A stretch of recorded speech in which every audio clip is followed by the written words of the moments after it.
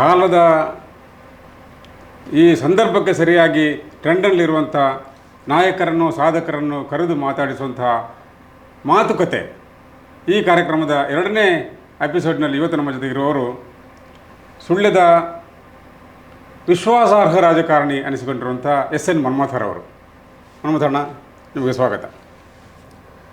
ಸುದ್ದಿ ಚಾನೆಲ್ನಲ್ಲಿ ಈ ಸಾಧಕರನ್ನು ನಾಯಕರನ್ನು ಆ ಸಂದರ್ಭಕ್ಕೆ ಸರಿಯಾಗಿ ಟ್ರೆಂಡಲ್ಲಿರುವವರು ಯಾರಿದ್ದಾರೆ ಅವರನ್ನು ಕರೆದು ಕೂತು ಮಾತಾಡಿಸಿ ಅವರ ಅಂತರಂಗವನ್ನು ಅವರಿಂದಲೇ ಬಿಚ್ಚಿಸಿಡಬೇಕು ಅನ್ನುವಂಥ ಕಾರಣಕ್ಕಾಗಿ ಮಾತುಕತೆ ಕಳಿಸಿದ್ರೆ ಮುಖಾಮುಖಿ ಅನ್ನುವಂಥ ಒಂದು ಹೆಸರು ಇಟ್ಟುಕೊಂಡು ಮಾಡಿದ್ವಿ. ಆದರೆ ಮುಖಾಮುಖಿಗಿಂತ ಮಾತುಕತೆ ಒಳ್ಳೆಯದು ಅನ್ನುವಂಥ ಒಂದು ಅಭಿಪ್ರಾಯಕ್ಕೆ ನಾವು ಬಂದಿದ್ದೇವೆ. ಇವತ್ತಿನ ಈ ಕಾರ್ಯಕ್ರಮ ಕಳೆದ ಸರ್ತಿ ಭರತ್ ಮುಂಡೋಡಿ ಅವರು ನಮ್ಮ ಜೊತೆಗೆ ಅತಿಥಿಯಾಗಿ ಬಂದಿದ್ದರು. ಇವತ್ತು ನೀವು ನಮ್ಮ ಜೊತೆ ಬಂದಿದ್ದೀರಿ. ನೀವು DCC ಬ್ಯಾಂಕಿನ ನಿರ್ದೇಶಕರಾಗಿ ಆಯ್ಕೆಯಾಗಿರುವ ಈ ಸಂದರ್ಭದಲ್ಲಿ ನಿಮಗೆ ಅಭಿನಂದನೆ ಸಲ್ಲಿಸ್ತಾ ಹೇಳಿ ಮನ್ಮಥಣ್ಣ, ಹೇಗೆ DC ಬ್ಯಾಂಕಿನ ಚುನಾವಣೆಯ ವಿಚಾರಗಳು, ಹೇಗೆ ನಿಮ್ಮ ಅದರ ಸದಸ್ಯರಾಗುವಂಥ ನಿರ್ದೇಶಕರಾಗುವ ಸಂದರ್ಭ ಬಂತು? DCC ಬ್ಯಾಂಕಿನ ಈ ಬಾರಿಯ ಚುನಾವಣೆ ಭಾಳ ಒಂದು ಒಳ್ಳೆ ರೀತಿಯಲ್ಲಿ ನಡೀತು ಅಂತ ಹೇಳುವಂಥ ಭಾಳ ಸಂತೋಷ ಆಗ್ತಾಯಿದೆ. ನಮ್ಮ ಪಕ್ಷದಲ್ಲಿ ಕೂಡ DC ಬ್ಯಾಂಕಿನ ನಿರ್ದೇಶಕರಾಗಿ ಆಯ್ಕೆಯಾಗುವಂಥ ಶಕ್ತಿವಂತರು ಸಾಮರ್ಥ್ಯವಂತರು ಅನೇಕರು ಇದ್ದರು. ಆದರೂ ಕೂಡ ಈ ಯಾರು ಡೆಲಿಗೇಟ್ಸ್ ತಗೊಂಡಿದ್ದಾರೋ ಮತ್ತು ಪಕ್ಷದ ಪ್ರಮುಖರು ಕೂಡ ಈ ಬಾರಿ ಕಳೆದ ಬಾರಿ ಆಗಿರುವಂಥ ಒಂದು ಗೊಂದಲದ ಹಿನ್ನೆಲೆಯಲ್ಲಿ ಈ ಬಾರಿ ಯಾರಾದರೆ ಅವಿರೋಧವಾಗಿ ಆಗ್ಬೋದು, ಯಾರಾದರೆ ಅದನ್ನು ಒಳ್ಳೆ ರೀತಿಯಲ್ಲಿ ಹೋಗ್ಬೋದು, ಚುನಾವಣೆ ವರ್ಷ ಇದೆಲ್ಲವನ್ನು ನೋಡಿಕೊಂಡು 10 ಕಡೆಯಿಂದಲೂ ಕೂಡ ಮನ್ಮಥರು ನಿಲ್ಲಿದರೆ ಅವರಿಗೆ ಆಗ್ಬೋದು ಅಂತ ಹೇಳುವಂಥ ಒಂದು ಅಭಿಪ್ರಾಯವನ್ನು ವ್ಯಕ್ತಪಡಿಸಿದರು. ನಾನು ಕೂಡ ಮೊದಲಿಗೆ ಅಷ್ಟು ಸಹಕಾರ ಕ್ಷೇತ್ರದಲ್ಲಿ ನಾನು ಭಾರಿ ಕೆಲಸ ಮಾಡುವಂಥ ಆ ಒಂದು ಹಿನ್ನೆಲೆ ಕೂಡ ನನಗೆ ಇಲ್ಲ. ಕೊನೆಗೆ ಆಯಿತು, ಎಲ್ಲರೂ ಒಪ್ಪಿದರೆ ನಾನು ಅದನ್ನು ಸ್ಪರ್ಧೆ ಮಾಡಲಿಕ್ಕೆ ತಯಾರಿದ್ದೇನೆ ಅಂತ ಹೇಳುವಂಥ ಮಾತನ್ನು ಹೇಳಿದೆ. ಮತ್ತು ಪಕ್ಷ ಮತ್ತು ಎಲ್ಲ ಪ್ರಮುಖರು ಒಂದು ಅವಕಾಶ ನೀವು ನಿಲ್ಲಿ ಅಂತ ಹೇಳಿದರು. ಅದಕ್ಕೆ ನಾನು ಸ್ಪರ್ಧೆ ಮಾಡಿದೆ. ಇರ್ರಿ, ಅವಿರೋಧವಾಗಿ ಆಯ್ಕೆ. ಈಗ ನೀವು ಜಿಲ್ಲಾ ಪಂಚಾಯತ್ನ ಸದಸ್ಯರಾಗಿ 2 ಬಾರಿ ಆಯ್ಕೆಯಾದವರು. ಹೌದು. ರಾಜ್ಯ ಮಟ್ಟದಲ್ಲಿ KFDCಯ ಅಧ್ಯಕ್ಷರಾಗಿ ಕೂಡ ಹಲವಾರು ವರ್ಷ ಕೆಲಸ ಮಾಡಿದವರು. ಈ ಆರಂಭದಿಂದಲೂ ಮತ್ತು ಈಗ ಹೇಗೆ ಐವರ್ನಾಡಲ್ಲಿ NM ಬಾಲಕೃಷ್ಣಗೌಡರ ಹೆಸರಿದೆ, ಅದೇ ರೀತಿ ಐವರ್ನಾಡಲ್ಲಿ ಈಗ 2ನೇ ಅಣ್ಣ ಅಂತ ಕರೆಸಿಕೊಳ್ತಾ ಇರುವ ಒಂದು ಅಭಿಮಾನಿ ಬಳಗ ಹೊಂದಿರುವಂಥ ವ್ಯಕ್ತಿ ನೀವು. ಈ ನಿಮ್ಮ ಶೈಕ್ಷಣಿಕ ವಿಚಾರ ಆಗಲಿ, ಮನೆ ಹಿನ್ನೆಲೆ ಆಗಲಿ ಸ್ವಲ್ಪ ನನಗೆ ಹೇಳಿ. ಅಂದರೆ ನಾನು ಹೈಸ್ಕೂಲ್ನ ವಿದ್ಯಾಭ್ಯಾಸ ನಾನು ಪುತ್ತೂರಿನ ಫಿಲೋಮಿನಾ ಹೈಸ್ಕೂಲಲ್ಲಿ ಮಾಡಿದೆ. ಅಲ್ಲ, ನಿಮ್ಮ ಸೋಣಂಗೇರಿ ನಡುಮನೆ ಅಂತ ಹೇಳೋದು ಕೇಳಿದೆ. ಹೌದು, ನಮ್ಮ ಸೋಣಂಗೇರಿ ಅವರ ನೀವು? ನಾವು ಸೋಣಂಗೇರಿ ನಡುಮನೆ. ಅದು ಮತ್ತೆ ಎಲ್ಲಿ, ಯಾಕೆ? ನಾನು ಐವರ್ನಾಡಿನಲ್ಲಿ ನಮ್ಮ ತಾತ ಹೋಗಿ ಅಲ್ಲಿ ಜಾಗ ತೆಗೆದ ಕಾರಣ ನಾವು ಅಲ್ಲಿ ವಾಸವಾಗ್ತಾ ಇದ್ದೆವು. ನಾವು ಸೋಣಂಗೇರಿ ನಡುಮನೆಯ ವಂಶಸ್ಥರು. ಸೋಣಂಗೇರಿ ನಡುಮನೆ ಶೇಷಪ್ಪ ಗೌಡ್ರ ಪುಟ್ಟಮ್ಮ ದಂಪತಿ ಪುತ್ರ ನೀವು. ನಿಮ್ಮ ಅಜ್ಜನ ಹೆಸರಿಗೆ? ಮುತ್ತಪ್ಪ ಗೌಡ. ಅವರು ಕೊಪ್ಪದರ್ಕದಲ್ಲಿ ಅದರಿಂದ ನೀವು ಅಲ್ಲಿ ನಾವಲ್ಲಿ ವಾಸ ಆಗಿದ್ದು. ಹಾಗೆ ಹೈಸ್ಕೂಲ್ಗೆ ನೀವು ಇಲ್ಲಿ ಪ್ರಾಥಮಿಕ ಶಿಕ್ಷಣ ಎಲ್ಲಿ ಆಯಿತು? ಪ್ರಾಥಮಿಕ ಶಿಕ್ಷಣ ನಾನು ಇದು ಕುಕ್ಕಿಜರ್ಕದಲ್ಲಿ ಮಾಡಿದೆ. ಅಲ್ಲಿಗೆ ಅಂದರೆ ನಡ್ಕೊಂಡು ಹೋಗೋದು ಒಂದು 2-2.5 ಕಿಲೋಮೀಟ್ರ್ ಆಗ್ತಿತ್ತು. ಅಲ್ಲಿ ಹೋಗಿ ಹೈಸ್ಕೂಲ್ವರೆಗೆ ಅಲ್ಲಿ ವಿದ್ಯಾಭ್ಯಾಸ ಮಾಡಿದೆ. ಆನಂತರ ಅವರು ಅಜ್ಜ ಇದ್ರಾಗ ಓದಿಸಬೇಕು ಅಂತ ನನ್ನನ್ನು ಒಂದು ಒಳ್ಳೆಯ ಸ್ಕೂಲಲ್ಲಿ ಓದಿಸಬೇಕು ಅಂತ ಅವರು ನನ್ನನ್ನು ಫಿಲೋಮಿನಾ ಹೈಸ್ಕೂಲಿಗೆ ಅಲ್ಲಿ ಸೇರ್ಪಾಡು ಮಾಡಿದರು. ಹಾಗೆ 8, 9, 10 ನಾನು ಫಿಲೋಮಿನಾದಲ್ಲಿ ಓದಿದೆ. ಅದೇ ಭರತ್ ಮುಂಡೋಡಿ ಅವರು ಕೂಡ ನಾವು ಒಂದೇ ಹಾಸ್ಟೆಲಲ್ಲಿ ನಿಂತು ಓದಬೇಕಾದ ಸಂದರ್ಭ ಡೈಲಿ ಬಂದು ಹೋಗುವಂಥ ಸಂದರ್ಭ ಅಲ್ಲ. ಆಗ ಸುಳ್ಯ ತಾಲೂಕಿಂದ ತುಂಬ ಜನ ಇವತ್ತು ಯಾರು ಲೀಡರ್ಗಳಿದ್ದಾರೆ, ಕೆಲವರೆಲ್ಲ ಅಲ್ಲಿ ವಿದ್ಯಾಭ್ಯಾಸಕ್ಕೆ ಇದ್ದರು. PCಯನ್ನು ಕೂಡ ನಾನು ಅಲ್ಲೇ ಮಾಡಿದೆ, ಎಲ್ಲಿ ಫಿಲೋಮಿನಾ ಕಾಲೇಜಲ್ಲಿ ಮಾಡಿದೆ. ಅದು ಕೂಡ ಹಾಸ್ಟೆಲಲ್ಲಿ ಇದ್ದೆ. ಆನಂತರ ನಮ್ಮ ದಿವಂಗತ ಕುರುಂಜಿ ವೆಂಕಟರಮಣಗೌಡರು ಇಲ್ಲಿ ಕಾಲೇಜ್ ತೆರೆದಿದ್ದನ್ನು ನಾನು ಗಮನಿಸಿದೆ. ಮತ್ತು ಮನೆಯಲ್ಲಿ ಕೂಡ ಹೇಳಿದ ಕಾರಣ ಆಯಿತು, ಒಳ್ಳೆಯದು, ಇಲ್ಲಿ ವಿದ್ಯಾಭ್ಯಾಸ ಮಾಡ್ಬೋದು ಅಂತ ಹೇಳುವಂಥದ್ದನ್ನು ವಿದ್ಯಾಭ್ಯಾಸಕ್ಕೆ ನಾನು ಇಲ್ಲಿಗೆ 2ನೇ ಬ್ಯಾಚಿಗೆ ನಾನು ಇಲ್ಲಿಗೆ ಸೇರಿದೆ. ಮೊದಲ ಬ್ಯಾಚ್ ಇಲ್ಲಿ ಕುರುಂಜಿ ಇಲ್ಲಿ ಸಂಜೇಗೌಡರ ಈ ಕಟ್ಟಡದಲ್ಲಿ ಕಟ್ಟಡದಲ್ಲಿ ಅದು ಆರಂಭ ಆಗಿತ್ತು. 2ನೇ ವರ್ಷದ BA ಆಗುವಾಗ ಕಟ್ಟಡದಲ್ಲಿ ಆಗಿತ್ತು. ಆಗ ಆ ಸಂದರ್ಭಕ್ಕೆ ನಾನು ಅಲ್ಲಿ ಕಾಲೇಜಿಗೆ ಸೇರ್ಪಡೆ ಆಗಿದೆ. ಅಲ್ಲಿ ನೀವು BA ವ್ಯಾಸಂಗ ಮಾಡಿ? BA ವ್ಯಾಸಂಗ ಮಾಡಿ 1991 ಇಸ್ವಿ ನಿಮ್ಮ ಇದು ಪದವಿ ಪೂರೈಕೆ ಆದ್ದು ಇಲ್ಲ, ಯಾವುದು 91ನೇ ಇಸ್ವಿಯಲ್ಲಿ? 91ಕ್ಕೆ ನಾನು ಭಾರತೀಯ ಜನತಾ ಪಾರ್ಟಿ ಅದಕ್ಕೆ ಅಲ್ಲ ಇದು ಆದರೆ ನಿಮ್ಮ ಇದಾದ ಯಾವಾಗ 80ನೇ ಇಸ್ವಿಯಲ್ಲಿ ಡಿಗ್ರಿ ಆಗಿದೆ? ಹೌದು, ಡಿಗ್ರಿ ಕಂಪ್ಲೀಟ್ ಆಗಿದೆ. ಡಿಗ್ರಿ BA ಪದವೀಧರರಾಗಿ BA ಪದವರಾಗಿ ಅಲ್ಲಿ ಆಗಲೇ ನೀವು ಅಲ್ಲಿ ವಿದ್ಯಾರ್ಥಿ ನಾಯಕರಾಗಿದೆ? ವಿದ್ಯಾರ್ಥಿ ನಾಯಕರಾಗಿದೆ. ಅಲ್ಲ, ಇದು ಕಾಲೇಜ್ ಯೂನಿಯನ್ನ ಅಧ್ಯಕ್ಷರಾಗಿದೆ. ಕಾಲೇಜ್ ಯೂನಿಯನ್ ಅಧ್ಯಕ್ಷರು ನೀವು ಆಗುವ ಸಂದರ್ಭ ಹೇಗೆ ಬಂತದು? ಅಂದರೆ ಸ್ಪರ್ಧೆ ಇತ್ತು. ಒಬ್ಬರು ಬಿಕಾಮಿಂದ ಒಬ್ಬರು ಸ್ಪರ್ಧೆ ಮಾಡಿದರು, BA ಇಂದ ನಾನು ಸ್ಪರ್ಧೆ ಮಾಡಿದೆ. ಎಲ್ಲ ಅಲ್ಲ ಸಾಮಾನ್ಯ ಎಲ್ಲ ಮಿತ್ರರು ಮತ್ತು ಯುವಕರವರು 2ನೇ ಬ್ಯಾಚಲ್ಲಿ ಇದ್ದರು. ಸೆಕೆಂಡ್ ಇಯರ್ BA ಅಲ್ಲಿ ಅವರು ಇದ್ದರು, ನಾನು ಫೈನಲ್ ಇಯರ್ BA ಅಲ್ಲಿ ಇದ್ದೆ. ಆಗ ಎಲ್ಲ ನಮಗೆ ಸಪೋರ್ಟ್ ಮಾಡಿದ್ದಾರೆ. ವಿದ್ಯಾರ್ಥಿಗಳ ಬಲ ಜಾಸ್ತಿ ಇತ್ತು. ವಿದ್ಯಾರ್ಥಿಗಳ ಬಲ ಬಲವಾದ ದೇಹದ ಮಕ್ಕಳು ಇದ್ರ ಹೇಗೆ? ಇಲ್ಲ, ಬಲವಾಗಿ ಇದ್ರು ಎಲ್ಲ. ಧನಂಜಯ ಅಡ್ಪಂಗ ಅವರು ಕೂಡ ಅಲ್ಲಿ ನಿಂತಿದ್ರು. ಆಗ ಅವರು ಉಪಾಧ್ಯಕ್ಷರಾಗಿ ನಮ್ಮ ಆಯ್ಕೆ ಆಗಿದ್ದರು. ಒಂದು ಅದೇ ಸಂದರ್ಭದಲ್ಲಿ ನಾನು ಅಧ್ಯಕ್ಷ ಆಗಿ ಆಯ್ಕೆ ಆಗಿದೆ, ಅವರು ಉಪಾಧ್ಯಕ್ಷರಾಗಿ. ಹಾಗೆ ಒಂದು ವಿದ್ಯಾರ್ಥಿ ಯೂನಿಯನ್ನ ಅಲ್ಲಿ ಆಗಿ ಕೆಲಸ ಮಾಡ್ತಾ ಇದ್ದೆ. ಆನಂತರ ಸಾರ್ವಜನಿಕ ಜೀವನಕ್ಕೆ ಬರುವ ಸಂದರ್ಭ ಹೇಗೆ? ಸೊಸೈಟಿ ಚುನಾವಣೆ ಮೂಲಕ ಆಯಿತಾ? ಆಮೇಲೆ ಸೊಸೈಟಿಗೆ ಒಮ್ಮೆ ನಾನು ಆದ ಕೂಡಲೇ ಒಮ್ಮೆ ಸೊಸೈಟಿಗೆ ನಿರ್ದೇಶನಾಗಿ ಒಮ್ಮೆ ಸ್ಪರ್ಧೆ ಮಾಡಿದೆ. ಅದು ಡಿಗ್ರಿ ಮುಗಿದ ಕೂಡಲೇ? ಡಿಗ್ರಿ ಮುಗಿದ ಕೂಡಲೇ, ಹೆಚ್ಚು ಕಮ್ಮಿ ಡಿಗ್ರಿ ಮುಗಿದ ಕೂಡಲೇ. ಆಗ ನನಗೆ ನನ್ನನ್ನು ಸ್ವಲ್ಪ ರಾಜಕೀಯಕ್ಕೆ ತಂದವರು MB ಸದಸ್ಯರವರು. ಆಗ ಜನತಾ ಪಕ್ಷ ಇತ್ತು. ಅವರು ನಾನು ಅವರ ಇಲ್ಲೇ ಇದ್ದರಲ್ಲ, ಹಾಗೆ ನಾನು ಸಂಜೆ ಹೊತ್ತು ಬೆಳಿಗ್ಗೆ ಹೊತ್ತು ಅನೇಕ ಮಿತ್ರರು ಬಂದು ನಾವು ಅಲ್ಲಿ ಸೇರಿಕೊಳ್ತಿದ್ದೆವು. ಆಗ ಅದೊಂದು ಆಕರ್ಷಣೆ ಆಯಿತು. ರಾಮೇಶ್ ಹೆಗ್ಡೆ, ದೇವೇಗೌಡರು ಅವರೆಲ್ಲ ಇದ್ದ ಸಂದರ್ಭದಲ್ಲಿ ನಾನು ಅದಲ್ಲಿ ಗುರುತಿಸಿಕೊಂಡಿದ್ದೆ, ಯಾವುದು ಜನತಾ ಪಕ್ಷದಲ್ಲಿ. ಮತ್ತು ಆಗ ಮಂಡಲ ಪಂಚಾಯತ್ ಚುನಾವಣೆ ಬಂತು. ಅದು ಮತ್ತೆ ಕೆಲವು ವರ್ಷ ಹೋಗಿದೆ, 87 ಇಸ್ವಿಯಲ್ಲಿ, 84, 87.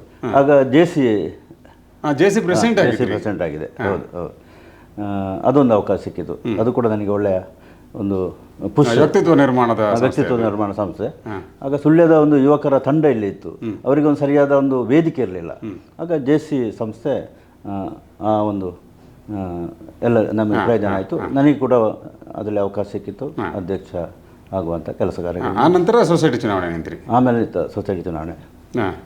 ಸೊಸೈಟಿ ನಿಂತ ಅದೇ ಸಂದರ್ಭದಲ್ಲಿ ನೀವು ಅಧ್ಯಕ್ಷರಾದ್ರ ಫಸ್ಟಿಗೆ? ಇಲ್ಲ, ಅದೇ ಸಂದರ್ಭದಲ್ಲಿ ಒಂದು ವರ್ಷ ಅಧ್ಯಕ್ಷನೂ ಆಗಿದೆ. ಆ ಸಂದರ್ಭದಲ್ಲಿ ಹೆಚ್ಚಿನ ಅಂಶ ಅದೇ ಇದರಲ್ಲಿ ಆಗಿರಬೇಕು. 1 ವರ್ಷಕ್ಕೆ ಆಗಿದ್ದೇನೆ. ಆಮೇಲೆ ಮಂಡಲ ಪಂಚಾಯತ್ ಚುನಾವಣೆ ಬಂದು ಆ ಮಂಡಲ ಪಂಚಾಯತ್ ಚುನಾವಣೆ ಬಂದು ಮಂಡಲ ಪ್ರಧಾನರಾದ್ರಿ ನೀವು? ಹೌದು. ಅದು ಹೇಗೆ? ಅದರ ಆಗಿನ ರಾಜಕೀಯ ಹೇಗಿತ್ತು? ಮಂಡಲ ಪ್ರಧಾನ ಹೇಗೆ ಆದ್ರಿ? ಬಾರಿ ಪೈಪೋಟಿ ಇತ್ತು ಅಂತ ಕೇಳಿದೆ ನಾನು ಆ ಸಂದರ್ಭದಲ್ಲಿ. ಪೈಪೋಟಿ ಅಂತ ಇಲ್ಲ, ಆದರೆ ನಾನು ಅಲ್ಲಿ ಸ್ವಲ್ಪ ಸಾಮಾಜಿಕ ಚಟುವಟಿಕೆಗಳಲ್ಲಿ ಇದ್ದೆ. ಎಲ್ಲಿ ನನ್ನ ಗ್ರಾಮದಲ್ಲಿ ಅದು ವಿಧವಾ ವೇತನ ಇರ್ಬೋದು, ಓಲ್ಡ್ ಏಜ್ ಪೆನ್ಷನ್ ಇರ್ಬೋದು, ಮತ್ತು ಇನ್ನು ಸಾರ್ವಜನಿಕರಿಗೆ ಏನಾದ್ರು ಒಂದು ಸಣ್ಣ ಪುಟ್ಟ ಕೆಲಸ ಆಗೋದಿದ್ದರೆ, ಯಾಕಂದರೆ ಸರ್ಕಾರ ಒಳ್ಳೆ ಕೆಲಸ ಮಾಡ್ತಿತ್ತು ಆಗ.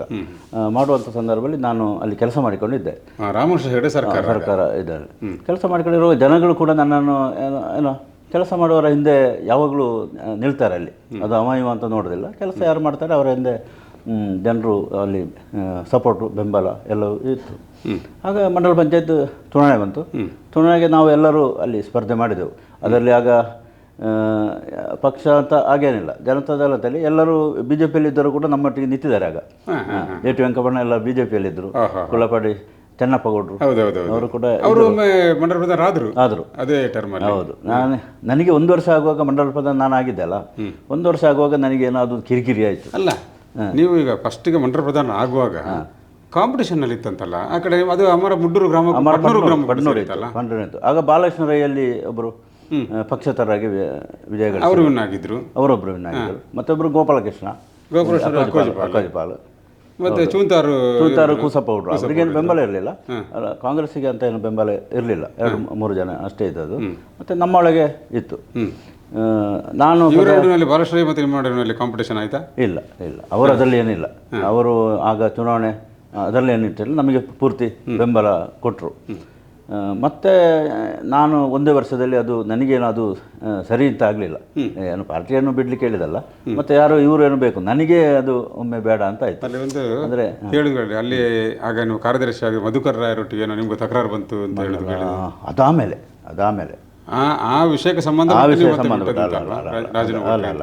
ಅದಲ್ಲ, ಇದು ಬೇರೆ. 1 ವರ್ಷದಲ್ಲಿ ನಾನೇನು ನಿರೀಕ್ಷೆ ಮಾಡಿಕೊಂಡಿದ್ದೆವೋ ಅದನ್ನು ಅಲ್ಲಿ ಮಾಡಲಿಕ್ಕೆ, ಅಂದರೆ ದಿನನಿತ್ಯ ಬೆಳಿಗ್ಗೆ ಜನ ಮನೆಯಲ್ಲಿ, ಅಂದರೆ ಆಗ ಕಿರಿಕಿರಿಗಳು ಸ್ವಲ್ಪ ಪವರ್ಫುಲ್ ಇತ್ತು. ಕೆಲಸ ಮಾಡಲಿಕ್ಕೆ ಇದು ಇದಿತ್ತು. ಆದರೆ ಇಡೀ ಗ್ರಾಮದಲ್ಲಿ ಆ ಸಮಸ್ಯೆಗಳನ್ನು ಇದು ಮಾಡೋದುಂಟಲ್ಲ, ಅದು ಸ್ವಲ್ಪ ನನಗೆ ಅಷ್ಟು ಇದಾಗಲಿಲ್ಲ. ರಾತ್ರಿ ಜನ ಬರೋದು ಒಂದು ಕೆಲಸ ಕಾರ್ಯಗಳು ನನಗೆ ಏನಾಗಿ ಬೇಡ ಅಂತ ಆಯಿತು. ಆಮೇಲೆ ಚೆನ್ನಪ್ಪ ಗೌಡರು ನೀವು ರಾಜೀನಾಮೆ ಕೊಟ್ಟರೆ, ರಾಜೀನಾಮೆ ಚೆನ್ನಪ್ಪ ಗೌಡ್ರಲ್ಲ, ಗೋಪಾಲಕೃಷ್ಣ ಮಾಡಿದರು. ಆಮೇಲೆ ಚೆನ್ನಪ್ಪಣ್ಣ ಆದ್ರೆ ಅಕ್ಕೋಜಪಾಲ್ ಆದ ನಂತರ ಮತ್ತೆ ಚೆನ್ನಪ್ಪಣ್ಣ ಚೆನ್ನಪ್ಪಣ್ಣ ಹಾಗೆ ಉಪಪ್ರಧಾನರಾಗಿದ್ರು ಇವರು. ಚೆನ್ನಪ್ಪಣ್ಣ ಹೌದು, ಚೆನ್ನಪ್ಪ. ನಾನು ಆಗುವಾಗ ಅವರು ಯಾಕಂದ್ರೆ ನಾನು ಸುಳ್ಯಕ್ಕೆ ಬಂದಾಗ ನೀವು ರಾಜೀನಾಮೆ ಕೊಟ್ಟದಷ್ಟೇ ಆಗ ಆ ಟೈಮಲ್ಲಿ. 88ನೇ ಇಸವಿ ಪ್ರಾರಂಭಕ್ಕೆ ನಾನು ಬಂದಿದ್ದೇನೆ, 87ರಲ್ಲಿ ಪ್ರಧಾನರಾದ್ದು. ನೀವು ರಾಜೀನಾಮೆ ಕೊಟ್ಟಿದ್ದೀರ ಅಷ್ಟೇ. ಆಗ ನನಗೆ ಕೆಲವರು ಹೀಗೆ ಆಗ ಮಧುಕರಾಯರೊಟ್ಟಿಗೇನೋ ತಕರಾರು ಇತ್ತಂತ ಹೀಗೆಲ್ಲ ಹೇಳೋದು ಕೇಳಿದೆ. ಅದಾಮೇಲೆ ಅವರು ಸ್ವಲ್ಪ ಸ್ಟ್ರಿಕ್ಟ್ ಅಧಿಕಾರಿ ಅಲ್ಲ, ಆ ಥರ ಅಲ್ಲಿ ಏನೋ ಇದು ವ್ಯತ್ಯಾಸ ಬಂದದ್ದು ಅದಿಲ್ಲ. ಅದೇನು ನಮಗೆ ಆಗ ಸಮಸ್ಯೆ ಇರಲಿಲ್ಲ. 1 ವರ್ಷದ ಮಟ್ಟಿಗೆ ಅದೇನೇ ಇಲ್ಲ. ಆನಂತರ ಮಂಡಲ ಪ್ರಧಾನರಾಗಿ ಕೊಟ್ಟರೆ ಆನಂತರ ಹೇಗೆ ಮುಂದುವರಿತು? ಆಮೇಲೆ ಮಂಡಲ ಪ್ರಧಾನ ಆದ ಮೇಲೆ ಹೀಗೆ ನಾನು ಸಾರ್ವಜನಿಕ ಈ ಕ್ಷೇತ್ರದಲ್ಲೇ ಇದ್ದೆ. 91ರ ಇಲ್ಲಿ ಒಂದು ಸುಳ್ಯದಲ್ಲಿ ಒಂದು ಘಟನೆ ನಡೀತಲ್ಲ, ಹೌದು, ಕೋಮುಗಲಭೆ ಅಂತ ಒಂದು ಘಟನೆ. ಆಗ ನಾನು ದಳದಲ್ಲೇ ಇದ್ದೆ. ಹೌದು. ಒಂದಿನ ನಾನು ದೇವಮಾಲ ಹತ್ರ ನಿಂತ್ಕೊಂಡಿದ್ದೆ. ಆಗ ಡಿ.ವಿ. ಸದಾನಂದ ಗೌಡ್ರು ಮತ್ತು ಜಯಂತ ಕೆದಲಾಯರು ಬಂದರು ಅಲ್ಲಿಗೆ. ಮನ್ಮಥರೇ, ಇನ್ನೂ ನೀವು ಇಲ್ಲಿ ಇರೋದು ಸರಿಯಾಗೋದಿಲ್ಲ, ಇನ್ನು ಇವತ್ತಿಂದ ನಮ್ಮ ಜೊತೆ ನೀವು ಬರಬೇಕು ಅಂತ ಅವತ್ತು ನನ್ನನ್ನು ಕರ್ಕೊಂಡು ಬಂದು ಏನೋ ಒಂದು ಪ್ರತಿಭಟನೆ. ಆ ಟೈಮಲ್ಲಿ ನೀವು ಮಾತ್ರ ಇನ್ನೂ ಕೆಲವರೆಲ್ಲ ಜನತಾ ಪಕ್ಷದಲ್ಲಿದ್ದ ನಾಯಕರುಗಳೆಲ್ಲ ಬಿಜೆಪಿ ಬಂದರು. ಹೌದು, ಒಂದು ಅದು ಈಗ ಮುಳಿಯಾದವರಾಗ್ಬೋದು, ಮಠದರ್ಕರು ಬಂದಿಲ್ಲ ಕಾಣುತ್ತೆ, ತೀರ್ಥರಾಮರೆಲ್ಲ ಅಲ್ಲ, ತೀರ್ಥರಾಮರು. ಅದೇನಾಯ್ತು ಅಂದರೆ, ಈಗ ನಾವು ಆ ದಿವಸ ಅಧಿಕೃತವಾಗಿ ಸೇರ್ಪಡೆ ಅದಲ್ಲ, ಒಟ್ಟು ಈ ಕಾರ್ಯಕ್ರಮಕ್ಕೆ ನಾವು ಬರ್ತಾ ಇದ್ದೇವೆ. ಬಂದ ಕೂಡಲೇ ಒಂದು ಸ್ವಲ್ಪ ದಿವಸದಲ್ಲಿ ಅಟಲ್ ಬಿಹಾರಿ ವಾಜಪೇಯಿ ಅವರು ಪುತ್ತೂರಿಗೆ ಬರೋದು ಅಂತ ಆಯಿತು. ಪುತ್ತೂರಿಗೆ ಬರುವಂಥ ಸಂದರ್ಭದಲ್ಲಿ ಆಗ ಬಿ ಜೆ ಪಿಗೆ ಅವತ್ತು ಅಧಿಕೃತವಾಗಿ ಸೇರ್ಪಡೆ ಮಾಡೋಣ ಅಂತ ಹೇಳುವಂಥ ಮಾತನ್ನು ನಾಯಕರೆಲ್ಲ ವ್ಯಕ್ತಪಡಿಸಿದರು. ಆಗ ನಾವು ನಮ್ಮ ಐವರ್ನಾಡು ಮಂಡಲ ಪಂಚಾಯತಿನ ನಮ್ಮ ಜೊತೆ ಇರುವಂಥ ಎಲ್ಲ ಹೆಚ್ಚು ಕಮ್ಮಿ ನಮ್ಮ ಜೊತೆ ಇರುವಂಥ ಎಲ್ಲ ಮಂಡಲ ಪಂಚಾಯತ್ ಮೆಂಬರ್ಗಳು ನಾವು ಜೊತೆಯಾಗಿ ಸೇರಿ ಆಗ ಜನತಾ ಇದ್ದದನ್ನು ನಾವು ಭಾರತೀಯ ಜನತಾ ಪಾರ್ಟಿಗೆ ನಾವು ಸೇರ್ಪಡೆ. ಅವತ್ತಿಂದ ಭಾರತೀಯ ಜನತಾ ಪಾರ್ಟಿಗೆ ನಾವು ಸೇರಿದ್ದು. ಗುತ್ತಿಗಾರಿಂದ ಮುಳಿ ತಿಮ್ಮಪ್ಪಯ್ಯ ಅವರು ಮತ್ತು ಅವರ ತಂಡ ಅವರು ಕೂಡ ಆ ದಿವಸ ಭಾರತೀಯ ಜನತಾ ಪಾರ್ಟಿಗೆ ಸೇರಿಕೊಂಡರು. ಸುಮಾರು 15 ಮಂಡಲದಲ್ಲಿ 10 ಮಂಡಲ ಇದು ಯಾವುದು ಜನತಾದೇ ಮಂಡಲ ಇತ್ತು. 2 ಕಾಂಗ್ರೆಸ್, ಒಂದು ದಿವಾಕರ್ ರೈ ಅವರು ಮತ್ತೊಂದು ಗುಡ್ಡಪ್ಪ ಪೂಜಾರಿ ಅವರು, ನಮ್ಮ ಸುಬ್ರಹ್ಮಣ್ಯ ಅವರಿಬ್ಬರು ಕಾಂಗ್ರೆಸ್. ಬಿ ಜೆ ಪಿನ ಒಂದು ಉಪೇಂದ್ರ ಕಾಮತ್, ಮತ್ತೊಂದು ಎಸ್ ವಿಜಯಕುಮಾರ್ ಅಜ್ಜ ಅವರ 4 ಬಿಟ್ಟು ಮತ್ತೆಲ್ಲ ಜನತಾ ಇತ್ತು. ಭಾರತೀಯ ಜನತಾ ಆಯಿತು. ಭಾರತೀಯ ಜನತೆ ನಾವು ಇದು ಯಾವ ಇದು ಗುತ್ತಿಗಾರ ಮತ್ತು ಐವರ್ನಾಡು. ಬಾಕಿದ್ದವರು ಹಾಗೆ ಅದರಲ್ಲಿ ಇದ್ದರು ಕೊನೆಯವರೆಗೆ. ಸುಧೀರ್, ಜಯಸೂರ್ ರೈ ಇವರೆಲ್ಲ ಕಲ್ಚಾರ್ ಅವರಿದ್ದರು. ಕಲ್ಚಾರ್ ಪಕ್ಷೇತರಾಗಿ ಉನ್ನಾದವರು ಆ ಸಂದರ್ಭಕ್ಕೆ. ಸುಧೀರ್ ಜನತಾ ಬಾಲಕೃಷ್ಣ ಅವರು ಜನತಾ ಪಕ್ಷ, ಕೆ ನಿ ರವೀನಾಥ್ ಶೆಟ್ಟಿ, ಕೋಟೆ ವಸಂತಕುಮಾರ್, ಕೆ ನಿ ರವೀನಾಥ್ ಶೆಟ್ಟಿ ಇವರೆಲ್ಲ ನಾವು ದಳದಲ್ಲೇ ಇತ್ತು. ನಾನು ಭಾರತೀಯ ಜನತಾ ಪಾರ್ಟಿ ಸೇರಿದ ಮೇಲೆ ಅಷ್ಟೇ ಒಂದು 5-6 ತಿಂಗಳಲ್ಲಿ ವಿನಯ್ ಚಂದ್ರು ಮತ್ತು ಎಲ್ಲ ಹಿರಿಯ ನಾಯಕರು ಮಾಡಿ ನನಗೆ ಅವತ್ತು ಭಾರತೀಯ ಜನತಾ ಪಾರ್ಟಿಯ ಮಂಡಳ ಸಮಿತಿ ಅಧ್ಯಕ್ಷನೇ ನನಗೆ ಕೊಟ್ಟರು. ಇದು ಸಾಧಾರಣ 91-92 ಮಧ್ಯದಲ್ಲಿ, 91-92 ಮಧ್ಯದಲ್ಲಿ. ಆಗ ರಾಜ್ಯದಲ್ಲಿ ಕಾಂಗ್ರೆಸ್ ಸರ್ಕಾರ, ಇಲ್ಲಿ ಕುಶಲರು MLA, ಮತ್ತು ಇಲ್ಲಿ ಕಾಂಗ್ರೆಸ್ ಸ್ವಲ್ಪ ಸ್ಟ್ರಾಂಗ್ ಇತ್ತು. ಅದು ಸ್ಟ್ರಾಂಗ್ ಇತ್ತು ಏನಂದರೆ 91ರಲ್ಲಿ ಧನಂಜಯ ಕುಮಾರ ಚುನಾವಣೆ ಆಯಿತು ನೋಡಿ, ಲೋಕಸಭೆ. ಇಲ್ಲಿ ಬಿ ಜೆ ಪಿಗೆ ಸುಮಾರು 25,000 ಲೀಡ್ ಬಹುಮತ ಬಂತು. ಅದು ಮತ್ತು ಕಾಂಗ್ರೆಸ್ಸಿಗೆ ಸ್ವಲ್ಪ ಇದಾಗಿ 92ರಿಂದ 94ರವರೆಗೆ ಭಾರತೀಯ ಜನತಾ ಪಾರ್ಟಿಗೆ ಭಾಳ ಅತ್ಯಂತ ಕಠಿಣವಾದಂಥ ಸಂದರ್ಭ. ಯಾಕೆಂದರೆ ನಾವಲ್ಲಿ ಲೀಡ್ ಕೊಟ್ಟಿದ್ದೇವೆ, ಇಲ್ಲಿ MLA ಕಾಂಗ್ರೆಸ್ ಇದ್ದಾರೆ, ರಾಜ್ಯ ಸರ್ಕಾರ ಕಾಂಗ್ರೆಸ್. ಕಾರ್ಯಕರ್ತರಿಗೆ ಸ್ವಲ್ಪ ಕಠಿಣ ಸಂದರ್ಭ ಇದ್ದದ್ದು ಆಗ. ಅದೀಗ ನನಗೆ ರಾಜಕೀಯ ಜೀವನದಲ್ಲಿ ಕಣ್ಣಿಗೆ ಕಾಣೋದು ಅದೇ. ಆ 92ರಿಂದ 94 ಅಂಗಾರು ಗೆದ್ದಿರಲ್ಲ, ಅದುವರೆಗೆ ನಾವು ಕಾರ್ಯಕರ್ತರು ಭಾಳ ಶ್ರಮವಹಿಸಿ ಕೆಲಸ ಮಾಡಿರೋದ್ರಿಂದ ಅವತ್ತಿಂದ ಅಲ್ಲಿ ನೀವು 92ರಲ್ಲಿ ಸುಳ್ಯದ ಆಗ ಮಂಡಲ ಅಂತಿದ್ದಲ್ಲ, ತಾಲೂಕು ಅಂತಿದ್ದಲ್ಲ? ಯಾವುದು? ಇಲ್ಲ, ವಿಧಾನಸಭಾ ಕ್ಷೇತ್ರನೇ. ನೀವು ಅಧ್ಯಕ್ಷರಾಗಿದ್ದು ಮೊದಲು ಯಾರು ಮೇಲ್ನಾಡು ಅಧ್ಯಕ್ಷರಾಗಿದ್ದೀರಾ? ಮೇಲ್ನಾಡಿದ್ರು. ಅದಕ್ಕಿಂತ ಮೊದಲು ಡಿ ವಿ ಇದ್ರು. ಡಿ ವಿ ಆದ ನಂತರ ಮೇಲ್ನಾಡು ಆದ ನಂತರ ನೀವು ಸತತ 10-11 ವರ್ಷ. ನಾವು ಆಗ 4 ವರ್ಷ ಇತ್ತು, ಅವಧಿ 4 ವರ್ಷ ಇತ್ತು. 2 ಅವಧಿಗೆ ಆದರು, ನಾನೇ ಅಧ್ಯಕ್ಷ ಆದೆ. ಪುನಃ 3ನೇ ಅವಧಿಗೆ ಏನೋ ಅಧ್ಯಕ್ಷ ಇದ್ದರು, ಎನ್ನೆ ಸುಂದರ್ ಮತ್ತು ಪುಟ್ಟಬಸವೇಶ್ವರ ಇದ್ದರು. ಅದೇನೋ ಆ ಸಂದರ್ಭದಲ್ಲಿ ಹೊಂದಾಣಿಕೆ ಆಗಲಿಲ್ಲ ಅಂತ ಹೇಳಿಕೊಂಡು ಲೋಕಸಭಾ ಚುನಾವಣೆ ಬಂತು ತಕ್ಷಣ. ಅವರಷ್ಟೇ ಒಂದು 4-5 ತಿಂಗಳು ಅವರ ಅಧ್ಯಕ್ಷ ಕಾರ್ಯದರ್ಶಿ ಆಗಿದ್ದರು. ತಕ್ಷಣ ಪಕ್ಷದ ಹಿರಿಯರು ಮತ್ತು ಜಿಲ್ಲಾ ನಾಯಕರೆಲ್ಲ ಬಂದು, ಇಲ್ಲ ಇದು ಸರಿ ಹೋಗುವುದಿಲ್ಲ, ಮತ್ತೆ ಪುನಃ ಅವರೇ ಮನ್ಮಥರನ್ನೇ ಅಧ್ಯಕ್ಷ ಮಾಡೋಣ, ಈ ಚುನಾವಣೆ ಆಗಬೇಕು, ಈ ಅವಧಿ ಕೂಡ ಮತ್ತೆ ಅವರು ಮುಂದುವರಿಸಬೇಕು. ಹಾಗೆ ಸುಮಾರು 11-12 ವರ್ಷ ನಾನು ಭಾರತೀಯ ಜನತಾ ಪಾರ್ಟಿಯ ಅಧ್ಯಕ್ಷನಾಗಿದ್ದೇನೆ. ಕೆಲಸ ಮಾಡುವಂಥ ಒಂದು ಅವಕಾಶ ಪಕ್ಷ. ಅದರ ನಡುವೆಯಲ್ಲಿ ಜಿಲ್ಲಾ ಪಂಚಾಯತ್ 94ರಲ್ಲಿ ಇದು ಚುನಾವಣೆ, ಇದು ವಿಧಾನಸಭಾ ಚುನಾವಣೆ ಆಗಿ ಸ್ವಲ್ಪ ದಿವಸದಲ್ಲಿ ಚುನಾವಣೆ ಬಂತು. ಯಾವುದು? ಜಿಲ್ಲಾ ಪಂಚಾಯತ್ ಚುನಾವಣೆ ಬಂತು. ಅದು MLA ಚುನಾವಣೆ ನಂತರ ಅದರಲ್ಲಿ ಸ್ಪರ್ಧೆ ಮಾಡಲಿಕ್ಕೆ ಆಗ ಸ್ಪರ್ಧೆ ಮಾಡೋ ಅನಿವಾರ್ಯ ಇತ್ತು, ಆಗ ಮಾಡಲೇಬೇಕು ಅಂತ. ಹಾಗೆ ನಾನು ಆಗ ಜಾಸೂರು ಜಿಲ್ಲಾ ಪಂಚಾಯತ್, ನಾನು ಬಳ್ಳಾರಿ ಜಿಲ್ಲಾ ಪಂಚಾಯತ್, ಆಗಲೂ ಬಳ್ಳಾರಿ ಜಿಲ್ಲಾ ಪಂಚಾಯತ್. ಭಾಸ್ಕರ್ ಐವರ್ನಾಡು ಗ್ರಾಮ ಆಗ ಜಾಸೂರು ಜಿಲ್ಲಾ. ಜಾಲ್ಸೂರಿಗೆ ಆಗ ಚಂದ್ರಲಿಂಗಂ ಇಲ್ಲಿ ಜಿಲ್ಲಾ ಪಂಚಾಯತ್. ನೀವು ಬಳ್ಳಾರಿಯಿಂದ? ನಾನು ಬಳ್ಳಾರಿ ಸ್ಪರ್ಧೆ ಮಾಡಿ. ವೆಂಕಪ್ಪಗೌಡರು, ಭಾಸ್ಕರ್ ರೈ ಎಲ್ಲ ಆಗ ವೆಂಕಪ್ಪಗೌಡರು ಇದು ದಳದಿಂದ ಸ್ಪರ್ಧೆ ಮಾಡಿದರು. ಇದು ಸೀನಿಯರ್ ವೆಂಕಪ್ಪಗೌಡರು. ಹೌದು. ಭಾಸ್ಕರ್ ರೈ ಕಾಂಗ್ರೆಸ್. ಭಾಸ್ಕರ್ ರೈ ಕೂಡ ಪರಾಭವಗೊಂಡದಾಗ ಆನಂತರ ಮತ್ತೊಮ್ಮೆ ಆಯ್ತಲ್ಲ, ಮತ್ತೊಮ್ಮೆ ನೀವು ಜಿಲ್ಲಾ ಪಂಚಾಯತ್ ಮೆಂಬರ್? ಮತ್ತೊಮ್ಮೆ ಜಿಲ್ಲಾ ಪಂಚಾಯತ್ ನಾನು ಸೋತದ್ದು. ಜಾಲ್ಸೂರು ಜಿಲ್ಲಾ ಪಂಚಾಯತ್ ಸೋತ್ರಿ. ಆಮೇಲೆ ಮತ್ತೆ ಇತ್ತೀಚೆಗೆ ಮತ್ತೆ ಪುನಃ ಬಳ್ಳಾರಿ ಕ್ಷೇತ್ರ 2ನೇ ಬಾರಿ ಮತ್ತೆ ಪುನಃ ಆಗಿದೆ. ಅದರ ನಡುವಿನಲ್ಲಿ ನೀವು KFDC ಅಧ್ಯಕ್ಷರಾಗಿದ್ದದ್ದು ಯಾವ ಇಸ್ವಿ? ಅದು ಯಡಿಯೂರಪ್ಪ ಮುಖ್ಯಮಂತ್ರಿ ಆಗಿದ್ದರು. ಯಡಿಯೂರಪ್ಪ ಮುಖ್ಯಮಂತ್ರಿ ಆಗುವಾಗ ನಾನು ಅದೇ ಪಕ್ಷ ನನಗೆ ಒಂದು ಅದು ಹೇಳಿ ಒಂದು 3-4 ಜಿಲ್ಲಾ ಮುಖ್ಯಮಂತ್ರಿಗಳ ಅವಧಿಯಲ್ಲಿ ನೀವು ಇದ್ರಿ. ಹೇಗೆ? ಫಸ್ಟಿಗೆ ಯಡಿಯೂರಪ್ಪರಿದ್ದರು, ಆಮೇಲೆ ಸದಾನಂದ ಗೌಡರು ಮುಖ್ಯಮಂತ್ರಿ ಆದರು, ಆ ನಂತರ ಜಗದೀಶ್ ಶೆಟ್ಟರ್ ಅವರು ಮುಖ್ಯಮಂತ್ರಿ ಆದರು. ಆ 3 ಅವಧಿಯಲ್ಲಿ ನಾನು ಅಧ್ಯಕ್ಷನಾಗಿದ್ದೆ. ಸಾಮಾನ್ಯವಾಗಿ 3 ವರ್ಷದಲ್ಲಿ ಅಧ್ಯಕ್ಷವನ್ನು ಅವರು ಬಿಡಬೇಕು, ಇಲ್ಲಾಂದರೆ ಅದು ಸರ್ಕಾರ ಬದಲಾವಣೆ ಮಾಡ್ತದೆ. ವಿಶೇಷವಾಗಿ ನನಗೆ ಅಂಥದ್ದೇನು ಇದೇ ಬರಲಿಲ್ಲ. ನಾನು ನಮ್ಮ ಸರ್ಕಾರ ಇರುವವರೆಗೂ ನನ್ನನ್ನು ಬದಲಾವಣೆ ಮಾಡಲಿಲ್ಲ, ಸರ್ಕಾರವೂ ಮಾಡಲಿಲ್ಲ, ಮತ್ತು ಪಕ್ಷ ಕೂಡ ಅದೊಂದು ಇರಲಿ ಅಂತ ಏನೋ ಅಂತ ಈ ಥರದ ಒಂದು ಇತ್ತು. ಕೊನೆಗೆ ಸಿದ್ದರಾಮಯ್ಯ ಮುಖ್ಯಮಂತ್ರಿ ಆಗುವಾಗಲೂ ನಾನು 3 ತಿಂಗಳು ಅದರಲ್ಲೇ ಇದ್ದೆ, ಅಧ್ಯಕ್ಷರಾಗಿದ್ದೆ. ನಾನು ಕಾರು ಕೂಡ ನಾನು ಬಳಕೆ ಮಾಡಿ ಕೊಡ್ತಿದ್ದರು. MD ಅವರು ನಮಗೇನು ಸೂಚನೆ ಬರಲ್ಲ ಸರ್, ಅದು ಬರುವವರೆಗೆ ಹೀಗೆ ಇರಲಿ ಅಂತ. ಹಾಗೆ ನಾನು ಆಮೇಲೆ 4 ಮುಖ್ಯಮಂತ್ರಿಗಳ ಇರುವಾಗ 4 ಮುಖ್ಯಮಂತ್ರಿಗಳ ಅವಧಿಯಲ್ಲಿ ಕೆಲಸ ಮಾಡಿದಂಥ ನಿಗಮ ಅಧ್ಯಕ್ಷರು ಅಲ್ಲ. ಸಾಮಾನ್ಯವಾಗಿ ಈಗ ಸುಳ್ಯಕ್ಕಂತೂ ರಾಜ್ಯ ಮಟ್ಟದ ಪ್ರಮುಖವಾದ ನಿಗಮ ಸಿಕ್ಕಿರುವಂಥದ್ದು ನಿಮಗೆ ಸಿಕ್ಕಿರುವಂಥ KFDC. ಈ KFDCಯ ಅಧ್ಯಕ್ಷರಾದ ಅವಧಿಯಲ್ಲಿ ಸುಮಾರು 3 ವರ್ಷಕ್ಕಿಂತ ಹೆಚ್ಚು, 4 ವರ್ಷ ಹತ್ತಿರ ನೀವು ಅಧ್ಯಕ್ಷರಾಗಿದ್ದೀರಿ. ಆ ಸಂದರ್ಭದಲ್ಲಿ ನೀವು KFDC ಮೂಲಕ ಮಾಡಿದಂಥ ಒಂದು ಬಹಳ ಮುಖ್ಯವಾದಂಥ 2 ಕೆಲಸಗಳನ್ನು ಹೇಳಿ. ಈಗ ಅದಕ್ಕೆ ಆ ಸಂದರ್ಭದಲ್ಲಿ ರಬ್ಬರ್ ರೇಟು ಚೆನ್ನಾಗಿತ್ತು. ನಮ್ಮ ನಿಗಮ ಭಾಳ ಲಾಭದ ಸ್ಥಿತಿಗೆ ಕೂಡ ಆ ಸಂದರ್ಭದಲ್ಲಿ ಬಂದಿತ್ತು. ರೇಟ್ ಇದ್ದ ಕಾರಣ ಮತ್ತು ಇವರ ಶ್ರಮ ಎಲ್ಲ ವಹಿಸಿದ್ದರಿಂದ ಭಾಳ ಚೆನ್ನಾಗಾಗಿತ್ತು.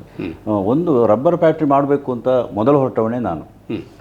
ಅಲ್ಲಿಂದ ನಿಗಮದಿಂದ ಒಂದು 4 ಲಕ್ಷ ರೂಪಾಯಿ ಇದು ಕಾದಿರಿಸಿ ಅದಕ್ಕೆ ಏನೆಲ್ಲ ತಯಾರಿಗಳಾಗಬೇಕು ಆ ನಿಟ್ಟಿನಲ್ಲಿ ಒಂದು ಕೆಲಸ ಕಾರ್ಯಗಳನ್ನು ಮಾಡಿದ್ದೇವೆ. ಮತ್ತು ಅದು ಮುಂದೆ ರಬ್ಬರ್ ಫ್ಯಾಕ್ಟ್ರಿ ಅಂದರೆ ಹೇಗೆ ನಿಮ್ಮ ಕಲ್ಪನೆ ಆಗಿತ್ತು ಅಂದರೆ ಇಲ್ಲಿ ರಬ್ಬರ್ ಜಾಸ್ತಿ ಉತ್ಪಾದನೆ ಆಗ್ತಿತ್ತು, ಖಾಸಗಿಯವರು ಇರ್ತಿದ್ರು, ಮತ್ತು ನಿಗಮದ ಕೂಡ ಇತ್ತು. ಇದು ಮಾಡಿ ಆ ರಬ್ಬರ್ ಫ್ಯಾಕ್ಟ್ರಿ ಏನಾದ್ರು ಬಂದರೆ ಇಲ್ಲಿ ರೈತರಿಗೂ ಪ್ರಯೋಜನ ಆಗ್ಬೋದು. ಈಗ ಡಿ.ವಿ. ಸದಾನಂದಗೌಡರು ಮುಖ್ಯಮಂತ್ರಿ ಆಗಿ ಬಂದಾಗ ಅವರು ಹೇಳಿದ್ರು ನಾನೊಂದು ರಬ್ಬರ್ ಫ್ಯಾಕ್ಟ್ರಿ ತಯಾರು ಮಾಡುವಂಥದ್ದು, ಜಾಗ ನೋಡುವಂಥದ್ದು, ಮಂಡ್ಯಕೊಲ್ಲ ಜಾಗ ನೋಡುವಂಥದ್ದು ಮಾಡಿದರು. ಆದರೆ ಎಲ್ಲಿ ಕೂಡ ಅದು ಪ್ರಸ್ತಾವನೆ ಹಂತದಲ್ಲೇ ನಿಂತಿದ್ದಲ್ಲದೆ ಮುಂದುವರಿಯುವಂಥದ್ದು ಅಧಿಕಾರಿಗಳು ಅದರ ದೊಡ್ಡ ಇದು ಮಾಡಲಿಲ್ಲ. ಅವರು ಟಾಸ್ ಮಾಡಿದರು ಆಚೆ ಈಚೆ. ಅವರಿಗೇನಂಥದ್ದು ಭದ್ರಾವತಿಯಲ್ಲಿ ಒಂದು ಕಾರ್ಖಾನೆ ಮಾಡಿದ್ವಿ, ಅದು ಸಕ್ಸಸ್ ಆಗಲಿಲ್ಲ, ಹಾಗೆ ಹೇಗೆ ಅಂತ ಹೇಳಿಕೊಂಡು ನಾವು ಸಬೂಬುಗಳನ್ನು ಕೊಟ್ಟು ಭಾರಿ ಇಂಟ್ರೆಸ್ಟ್ ತಗೊಂಡು ಅವರು ಮಾಡಿರಲಿಲ್ಲ. ಎಲ್ಲರೂ ಅದನ್ನು ಒಂದು ಚೆನ್ನಾಗಿ ತಗೊಂಡು ಹೋಗ್ಬೋದಿತ್ತು. ಅದು ಏನೋ ಆ ಒಂದು ಸಂದರ್ಭದಲ್ಲಿ ಅಲ್ಲ ಅದಂದರೆ ಈಗ ನಿಮ್ಮ ಮೇಲೆ ಒಂದು ಆರೋಪ ಕೂಡ ಇದೆ, ನೀವು ನಿಗಮದ ಅಧ್ಯಕ್ಷರಾಗಿ ರಾಜ್ಯ ಮಟ್ಟದಲ್ಲಿ ಇದ್ದರೂ ಕೂಡ ಏನು ಮಾಡಲಿಲ್ಲ, ಏನು ಕೆಲಸ ಮಾಡಿ ತೋರಿಸಿಲ್ಲ ಅನ್ನುವಂಥ ಅಪವಾದ ಕೂಡ ನಿಮ್ಮ ಮೇಲೆ ಇದೆ. ಒಂದು ಏನಂದರೆ ಇಷ್ಟು ಜನ ಇದ್ದರು, ಸರ್ಕಾರ ಇದ್ದರೂ ಕೂಡ ಅಧ್ಯಕ್ಷನಾಗಿ ನಾನೊಬ್ಬನು ಮಾತ್ರ ಇದ್ದದ್ದು, ಮತ್ತೆಲ್ಲ IAS IFS ಅಧಿಕಾರಿಗಳೇ ಇದ್ದದ್ದು. ಒಂದೇ ಒಂದು ನಮಗೆ ನಿರ್ದೇಶಕ ಸ್ಥಾನ ನನಗೆ ಸಿಗಲಿಲ್ಲ. ಅಂದರೆ ನಮ್ಮವರಾಗಲಿ ಯಾರೇ ಆಗಲಿ ಒಂದು 4 ಜನ ನಿರ್ದೇಶಕ ಸ್ಥಾನ, ಅಧ್ಯಕ್ಷ ಮತ್ತು 4 ಜನ ನಿರ್ದೇಶಕ ಸ್ಥಾನ ಇರ್ತಿದ್ರೆ ನಮಗೆ ಅಲ್ಲಿ ಯಾವ ರೀತಿಯ ನಿರ್ಣಯ ಕೂಡ ಮಾಡಿಕೊಂಡು ಕೆಲಸ ಕಾರ್ಯಗಳನ್ನು ಮಾಡಲಿಕ್ಕೆ ನೀವು IAS ಅಧಿಕಾರಿಗಳನ್ನು ಕನ್ವಿನ್ಸ್ ಮಾಡಲಿಕ್ಕೆ ಸಾಧ್ಯ ಆಗಲಿಲ್ಲ. IAS ಮತ್ತು IFS ಅಧಿಕಾರಿಗಳು ಉಂಟಲ್ಲ ಅವರನ್ನು ಮಾಡಲಿಕ್ಕೆ ಸಾಧ್ಯನೇ ಇಲ್ಲ. ನಾನು ಒಬ್ಬನಾಗಿ ಇದ್ದುಕೊಂಡು ನನಗೆ ಅದನ್ನು ಅಲ್ಲಿ ನಿರ್ಣಯಗಳು ಅಥವಾ ಯಾವುದನ್ನು ಕೂಡ ಅವರು ಮಾಡಲಿಕ್ಕಿಲ್ಲ. ಸರ್ ಈಗ ಇದ್ದದನ್ನು ನಾವು ಉಳಿಸಿಕೊಂಡು ಹೋಗುವಂಥ ಇಷ್ಟೇ ಅವರ ಭಾವನೆ ಇದ್ದದ್ದು ಬಿಟ್ಟರೆ, ಅಂದರೆ ಕೆಲಸ ಕಾರ್ಯಗಳೆಲ್ಲ ನಡೀತಿತ್ತು, ಅದೆಲ್ಲ ನಡೀತಿತ್ತು ಅಂದರೆ ಹೊರಗಿನ ಅವರು ಯಾವುದೇ ಒಂದು ಸ್ಟೆಪ್ಪನ್ನು ಇಡಲಿಕ್ಕೆ ಅವರು ಒಪ್ತಿರಲಿಲ್ಲ. ಆದ ಕಾರಣ ನಮಗೆ CS ACS ಅವರೇ ನಮ್ಮ ಇದರಲ್ಲಿ ಬರ್ತಿದ್ದರು. ಅಂದರೆ ಚೀಫ್ ಸೆಕ್ರೆಟರಿಯ ಕೆಳಗಿರುವಂಥ ACS ಅವರು ಕೂಡ ನಮ್ಮ ಇದಕ್ಕೆ ಮೀಟಿಂಗ್ಗೆ ಅವರು ಬರಬೇಕು. ಎಲ್ಲ ನಮ್ಮ ಲೆವೆಲ್ನ ಅಧಿಕಾರಿಗಳು ಕೂಡ ಇರ್ತಿದ್ರು, 10-11 ಜನ ಅವರು ಬರ್ತಿದ್ರು. ಈಗ MLAಗಳಾಗಲಿ ಮುಖ್ಯಮಂತ್ರಿಯಿಂದ ಹಿಡಿದು ಅವರೆಲ್ಲ ನಿಮಗೆ ಸಪೋರ್ಟ್ ಮಾಡಲಿಲ್ವಾ? ನಿರ್ದೇಶಕ ಸ್ಥಾನ ಅದು ಮಾಡಲೇ ಇಲ್ಲ ಅಷ್ಟು ವರ್ಷಗಳು ಕೂಡ. ನಿರ್ದೇಶನ ಇಲ್ಲದಿದ್ದರೂ ಕೂಡ ನಿಮ್ಮ ಕಲ್ಪನೆಗಳನ್ನು ಹೇಳಿಕೊಂಡಾಗ ಅವರು ಡೈರೆಕ್ಷನ್ ಕೊಟ್ಟು ಮಾಡಿಸ್ಲಿಕ್ಕೆ ಸಾಧ್ಯ. ಹೌದು, ಅಧಿಕಾರಿಗಳು ಅವರು ಕುಳಿತು ಮಾತಾಡುವಾಗ ಅದನ್ನು ಬೇರೆಯೇ ವಿಚಾರಗಳನ್ನು ಅವ್ರು ತಗೊಳ್ತಾರೆ. ಯಾವುದೇ ರೀತಿಯ ಸ್ಟೆಪ್ ಇಡಲಿಕ್ಕೆ ಸಾಧ್ಯ ಆಗಲಿಲ್ಲ. ಡಿವಿಯವರಿಗೆ ಆಗಲಿಲ್ಲ. ಆ ವಿಷಯದಲ್ಲಿ ಜಾಗದಲ್ಲಿ ಫಸ್ಟಿಗೆ ನೋಡಿ ತುಡುಕಾನದಲ್ಲಿ ಮಂಡ್ಯಗೊಳಗೆ ಇಡೀ ಸರ್ಕಾರನೇ ಮಂಡ್ಯಗೊಳಗೆ ಬಂದಿತ್ತು. ಹೌದೌದು, ಅಲ್ಲಿ ಮೀಟಿಂಗ್ ಆಗಿತ್ತು. ಇಡೀ ಸರ್ಕಾರದ ಅಧಿಕಾರಿಗಳು ಕೂಡ ಅಲ್ಲಿ ಬಂದು ಮಾಡೋದು, ಸರ್ ಈ ಸರ್ತಿ ಒಂದು ಮಾಡೋದೇ ಅಂತ. ಆಗ ಇಲ್ಲಿ ಜಿಲ್ಲಾಧಿಕಾರಿಗಳು ಚೆನ್ನಪ್ಪ ಅವರು ಇದ್ದರು, ಅವರು ಕೂಡ ಭಾಳ ಇಂಟ್ರೆಸ್ಟ್ ಮಾಡಿ ಸರ್ ಮುಂದುವರಿಸಿ ನಾವು ಪೂರ್ತಿ ಇದು ಮಾಡ್ತೇವೆ. ಮಧ್ಯದಲ್ಲಿ ಏನಾಯ್ತು ಅಂದರೆ ಕ್ಯಾಂಪ್ಕದವ್ರೊಮ್ಮೆ ಮಾಡೋದು ಅಂತ ಆಯಿತು. ನಮ್ಮದನ್ನು ಕ್ಯಾಂಪ್ಗೆ ಕೊಡೋಣ ಅಂತ. ಇಲ್ಲ, ಕ್ಯಾಂಪ್ಕದವರು ಮತ್ತು ನಮ್ಮ ಹತ್ರ ದುಡ್ಡಿಲ್ಲ ಅಂತ ಮತ್ತೆ ಅವರ ಅರ್ಧದಲ್ಲಿ ಬಿಟ್ಟರು. ಅಂತೂ ಕ್ಯಾಂಪ್ಕದವರು ಇಲ್ಲ, ನಾವು ಇಲ್ಲ, ಅಧಿಕಾರಿಗಳಿಗೆ ಟ್ರಾನ್ಸ್ಫರ್ ಆಯಿತು.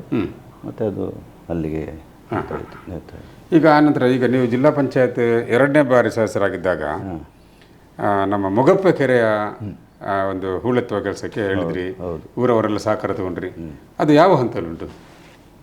ಮೊಗಪ್ಪೆ ಕೆರೆಯನ್ನು ನೋಡುವಾಗ ಅಲ್ಲಿನ ಜನರು, ಅಲ್ಲಿ ಕೆಲವು ಜನ ಮಿತ್ರರು, ನಾನು ಒಬ್ಬರ ಹೆಸರು ಹೇಳಿದ್ರೆ ಕೆಲವು ಜನ ಬಂದು ಇದೊಂದು ಮಾಡಬೇಕು, ಅಲ್ಲಿ ಯುವಕ ಮಂಡಳದವರು ಭಾರಿ ಆಸಕ್ತಿ ತಗೊಂಡು ಭಾರಿ ಆಸೆ ಮಾಡಿದ್ರು. ಎಲ್ಲ ಇಡೀ ವರ್ತಕರು ಇದು ಎಲ್ಲಿ ಮೊಗಪ್ಪೆಗೆರೆ ಅಲ್ಲಿ ನೆಟ್ಟರಲ್ಲಿದ್ದರೂ ಕೂಡ ಸಹಕಾರ ಎಲ್ಲ ಮಾಡಿದವರು ಇಲ್ಲಿ ಬೆಳ್ಳಾರೆ ಟೌನ್ ಒಂದು ಸರಿ ಇದೊಂದು ಒಳ್ಳೆಯ ಕಾರ್ಯ ಅಂತ ಹೊರಟಿದ್ದೆವು. ಜನರ ಸಹಕಾರ ಕೂಡ ಇತ್ತು. ಹಿಂದೆ ಒಮ್ಮೆ ಅಲ್ಲಿ ಮೈನರ್ ಇರಿಗೇಷನ್ದ ಸ್ವಲ್ಪ ಮಣ್ಣು ಕೂಡ ತೆಗೆದಿದ್ರು ಹಿಂದೆ. ಆಗ ನಾವೆಲ್ಲ ಸೇರಿಕೊಂಡು ಎಲ್ಲ ಅಧಿಕಾರಿಗಳು ಕೂಡ ಅಲ್ಲಿಗೆ ಬಂದರು, CS DC ಎಲ್ಲರೂ ಬಂದಿದ್ದಾರೆ, ಜನಪ್ರತಿನಿಧಿಗಳು ಕೂಡ ಬಂದಿದ್ದಾರೆ.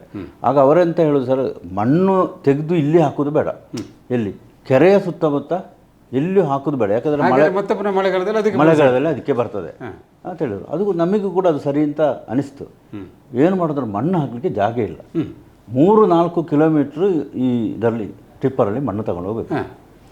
ನಮ್ಮ ಇವರು ಸಾರ್ವಜನಿಕರು 1 ಗಂಟೆ ದುಡ್ಡು ಕೊಡ್ತೇನೆ ಅಂತ ತುಂಬ ಜನ ಒಪ್ಪಿಕೊಂಡಿದ್ದಾರೆ. ಕೆಲವರು 5 ಗಂಟೆ 10 ಗಂಟೆ 2 ಗಂಟೆ ಕನಿಷ್ಠ 1 ಗಂಟೆಗೆ ಕೊಟ್ಟವರು ಕೂಡ ಇದ್ದಾರೆ. ಅದನ್ನು ಅಮೌಂಟ್ ತಗೊಂಡಿದ್ದೇವೆ. ಆದರೆ ನಮಗೆ ಇದನ್ನು ಮಣ್ಣು ಸಾಗಿಸುವುದ ಒಂದು ಸಮಸ್ಯೆಯಿಂದಾಗಿ ಇದು ಮಣ್ಣು ತಗೊಂಡು ತೆಗೆದಿದ್ದೇವೆ. ಸುಮಾರು ಒಂದು ಅರ್ಧ ಎಕರೆಯಷ್ಟು ಜಾಗದಷ್ಟು ನಾವು ಮಣ್ಣು ಕಂಪ್ಲೀಟ್ ತೆಗೆದಿದ್ದೇವೆ. ಎಷ್ಟು ಒಂದು 10 ಅಡಿಯಷ್ಟು ತೆಗೆದಿದ್ದೇವೆ. ಅದು ಈಗಲೂ ಕೂಡ ತೆಗೆದದ್ದು ಅದೇ ರೀತಿ ನೀರು ನಿಂತ್ಕೊಂಡು ಉಂಟು. ಅದು ಆ ಹಣ ನಮಗೆ ಅಲ್ಲಿಗೆ ಅದು ಮುಗಿಯಿತು. ಆಮೇಲೆ ಮಳೆ ಬಂತು.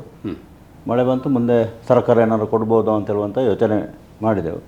ಆದರೆ ಅದು ಮುಂದೇನು ಮುಂದೆ ಅದನ್ನು ಇನ್ನೂ ಮುಂದುವರಿಸುವಂಥ ಯೋಜನೆಗಳು ಏನಾದರೂ ಮಾಡಲಿಕ್ಕೆ ಸಾಧ್ಯ ಉಂಟಾ? ಮಾಡ್ಬೋದು, ಖಂಡಿತ ಮಾಡ್ಬೋದು. ಅದು ನೀರು ನಿಲ್ಲುವಂತಾದ್ರೆ ಭಾರಿ ದೊಡ್ಡ ಕೆರೆ, ಭಾರಿ ಅದು ಇಡೀ ಬೆಳ್ಳಾರೆ ಬಿಟ್ಟು ಬೆಳ್ಳಾರೆ ಪುತ್ತೂರು ಎರಡಕ್ಕೂ ಸೇರಿ ಇಡೀ 16 ಗ್ರಾಮಗಳಿಗೆ ನೀರು ಉಣಿಸುವಂಥ ಮತ್ತು ನೀರು ಸಂಗ್ರಹ ಆದರೆ ಉಂಟಲ್ಲ, ಅದರ ಅಂತರ್ಜಲ ಆ ಥರದ ಪ್ರಯೋಜನ ಉಂಟು. ಇದು ದೊಡ್ಡ ಮಟ್ಟದಲ್ಲಿ ಸರ್ಕಾರ ಕೈ ಹಾಕಬೇಕು, ಮೈನರ್ ಇರಿಗೇಷನ್ ಅವರು ಅದರ ಕೆಲಸ ಮಾಡಬೇಕು. ಒಳ್ಳೆ ರೀತಿಯಲ್ಲಿ ಮಾಡಿದರೆ ಖಂಡಿತವಾಗಿ ಶಾಸಕರ ಮೂಲಕ ಅದನ್ನು ಮುಂದುವರಿಸಲಿಕ್ಕೆ ಮಾಡ್ಬೋದು, ಖಂಡಿತ ಮಾಡ್ಬೋದು.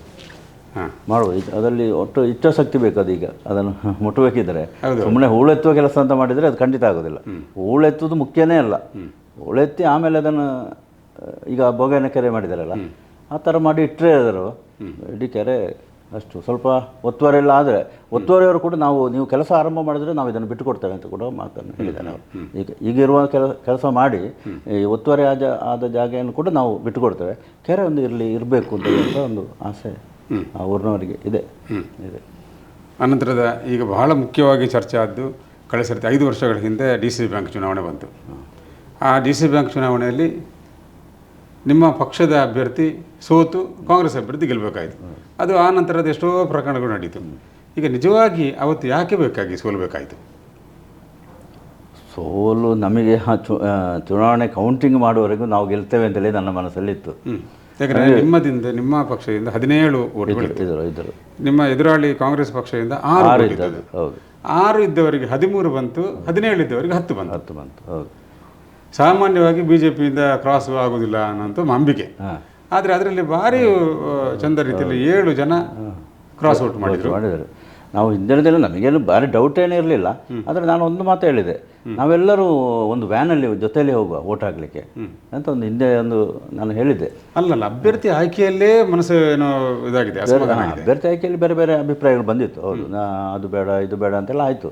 ಕೊನೆಗೆ ಒಮ್ಮೆ ಅನೌನ್ಸ್ ಆದ ಮೇಲೆ, ನಾಮಿನೇಷನ್ ಹಾಕಿದ ಮೇಲೆ ನಾವೆಲ್ಲರೂ ಎಲ್ಲ ಮನೆಗೆ ಹೋಗುವಾಗ ಸ್ವಲ್ಪ ಹೇಳಿಕೊಂಡ್ರು ಅಷ್ಟೇ ಬಿಟ್ಟರೆ ನಿಜವಾಗಿ ಈ ಥರ ಆಗ್ತದೆ ಅಂತ ನಮಗೆ ಗೊತ್ತಾದೇ ಆಗೋದಲ್ಲ. ಕೌಂಟಿಂಗ್ ಆಗಿ ಲೆಕ್ಕ ಮಾಡುವಾಗಲೇ, ಪಟಾಕಿ ಹೊಡೆಯುವಾಗಲೇ ಗೊತ್ತಾಗೋದು.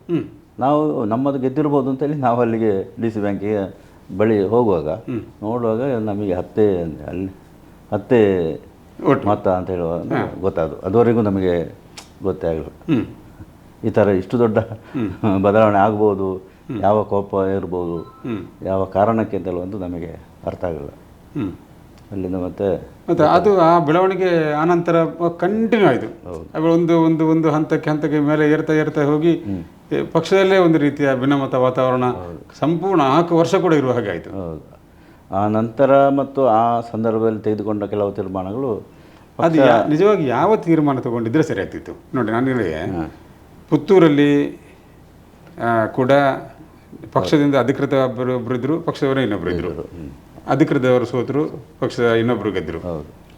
ಬಂಟ್ವಾಳದಲ್ಲಿ ಕೂಡ ಅಧಿಕೃತ ಒಬ್ಬರಿದ್ದರು, ಅಧಿಕೃತವರು ಸೋತು ಪಕ್ಷದವರೇ ಇನ್ನೊಬ್ಬರು ಇನ್ನಾದರು. ಅದೇ ರೀತಿ ಎಲ್ಲ ಕಡೆ ನಡೀತಾ ಬಂತು. ಆದರೆ ಎಲ್ಲಿ ಕೂಡ ಬೇರೆ ಈ ಕ್ರಮ ರಾಜೀನಾಮೆ ಕೊಡಿ ಅನ್ನೋದು ನಡೆಯಲಿಲ್ಲ. ಆದರೆ ಸುಳ್ಯದಲ್ಲಿ ಬಂತು. ಏನು ಸುಳ್ಯದಲ್ಲಿ ಆ ರೀತಿ ಅಷ್ಟು ಒಂದು ಸ್ಟಿಕ್ ಆನ್ ಆಗಲಿಕ್ಕೆ ಏನು ಕಾರಣ? ಅದು ಇವತ್ತು ಕೂಡ ನಿಗೂಢನೆ.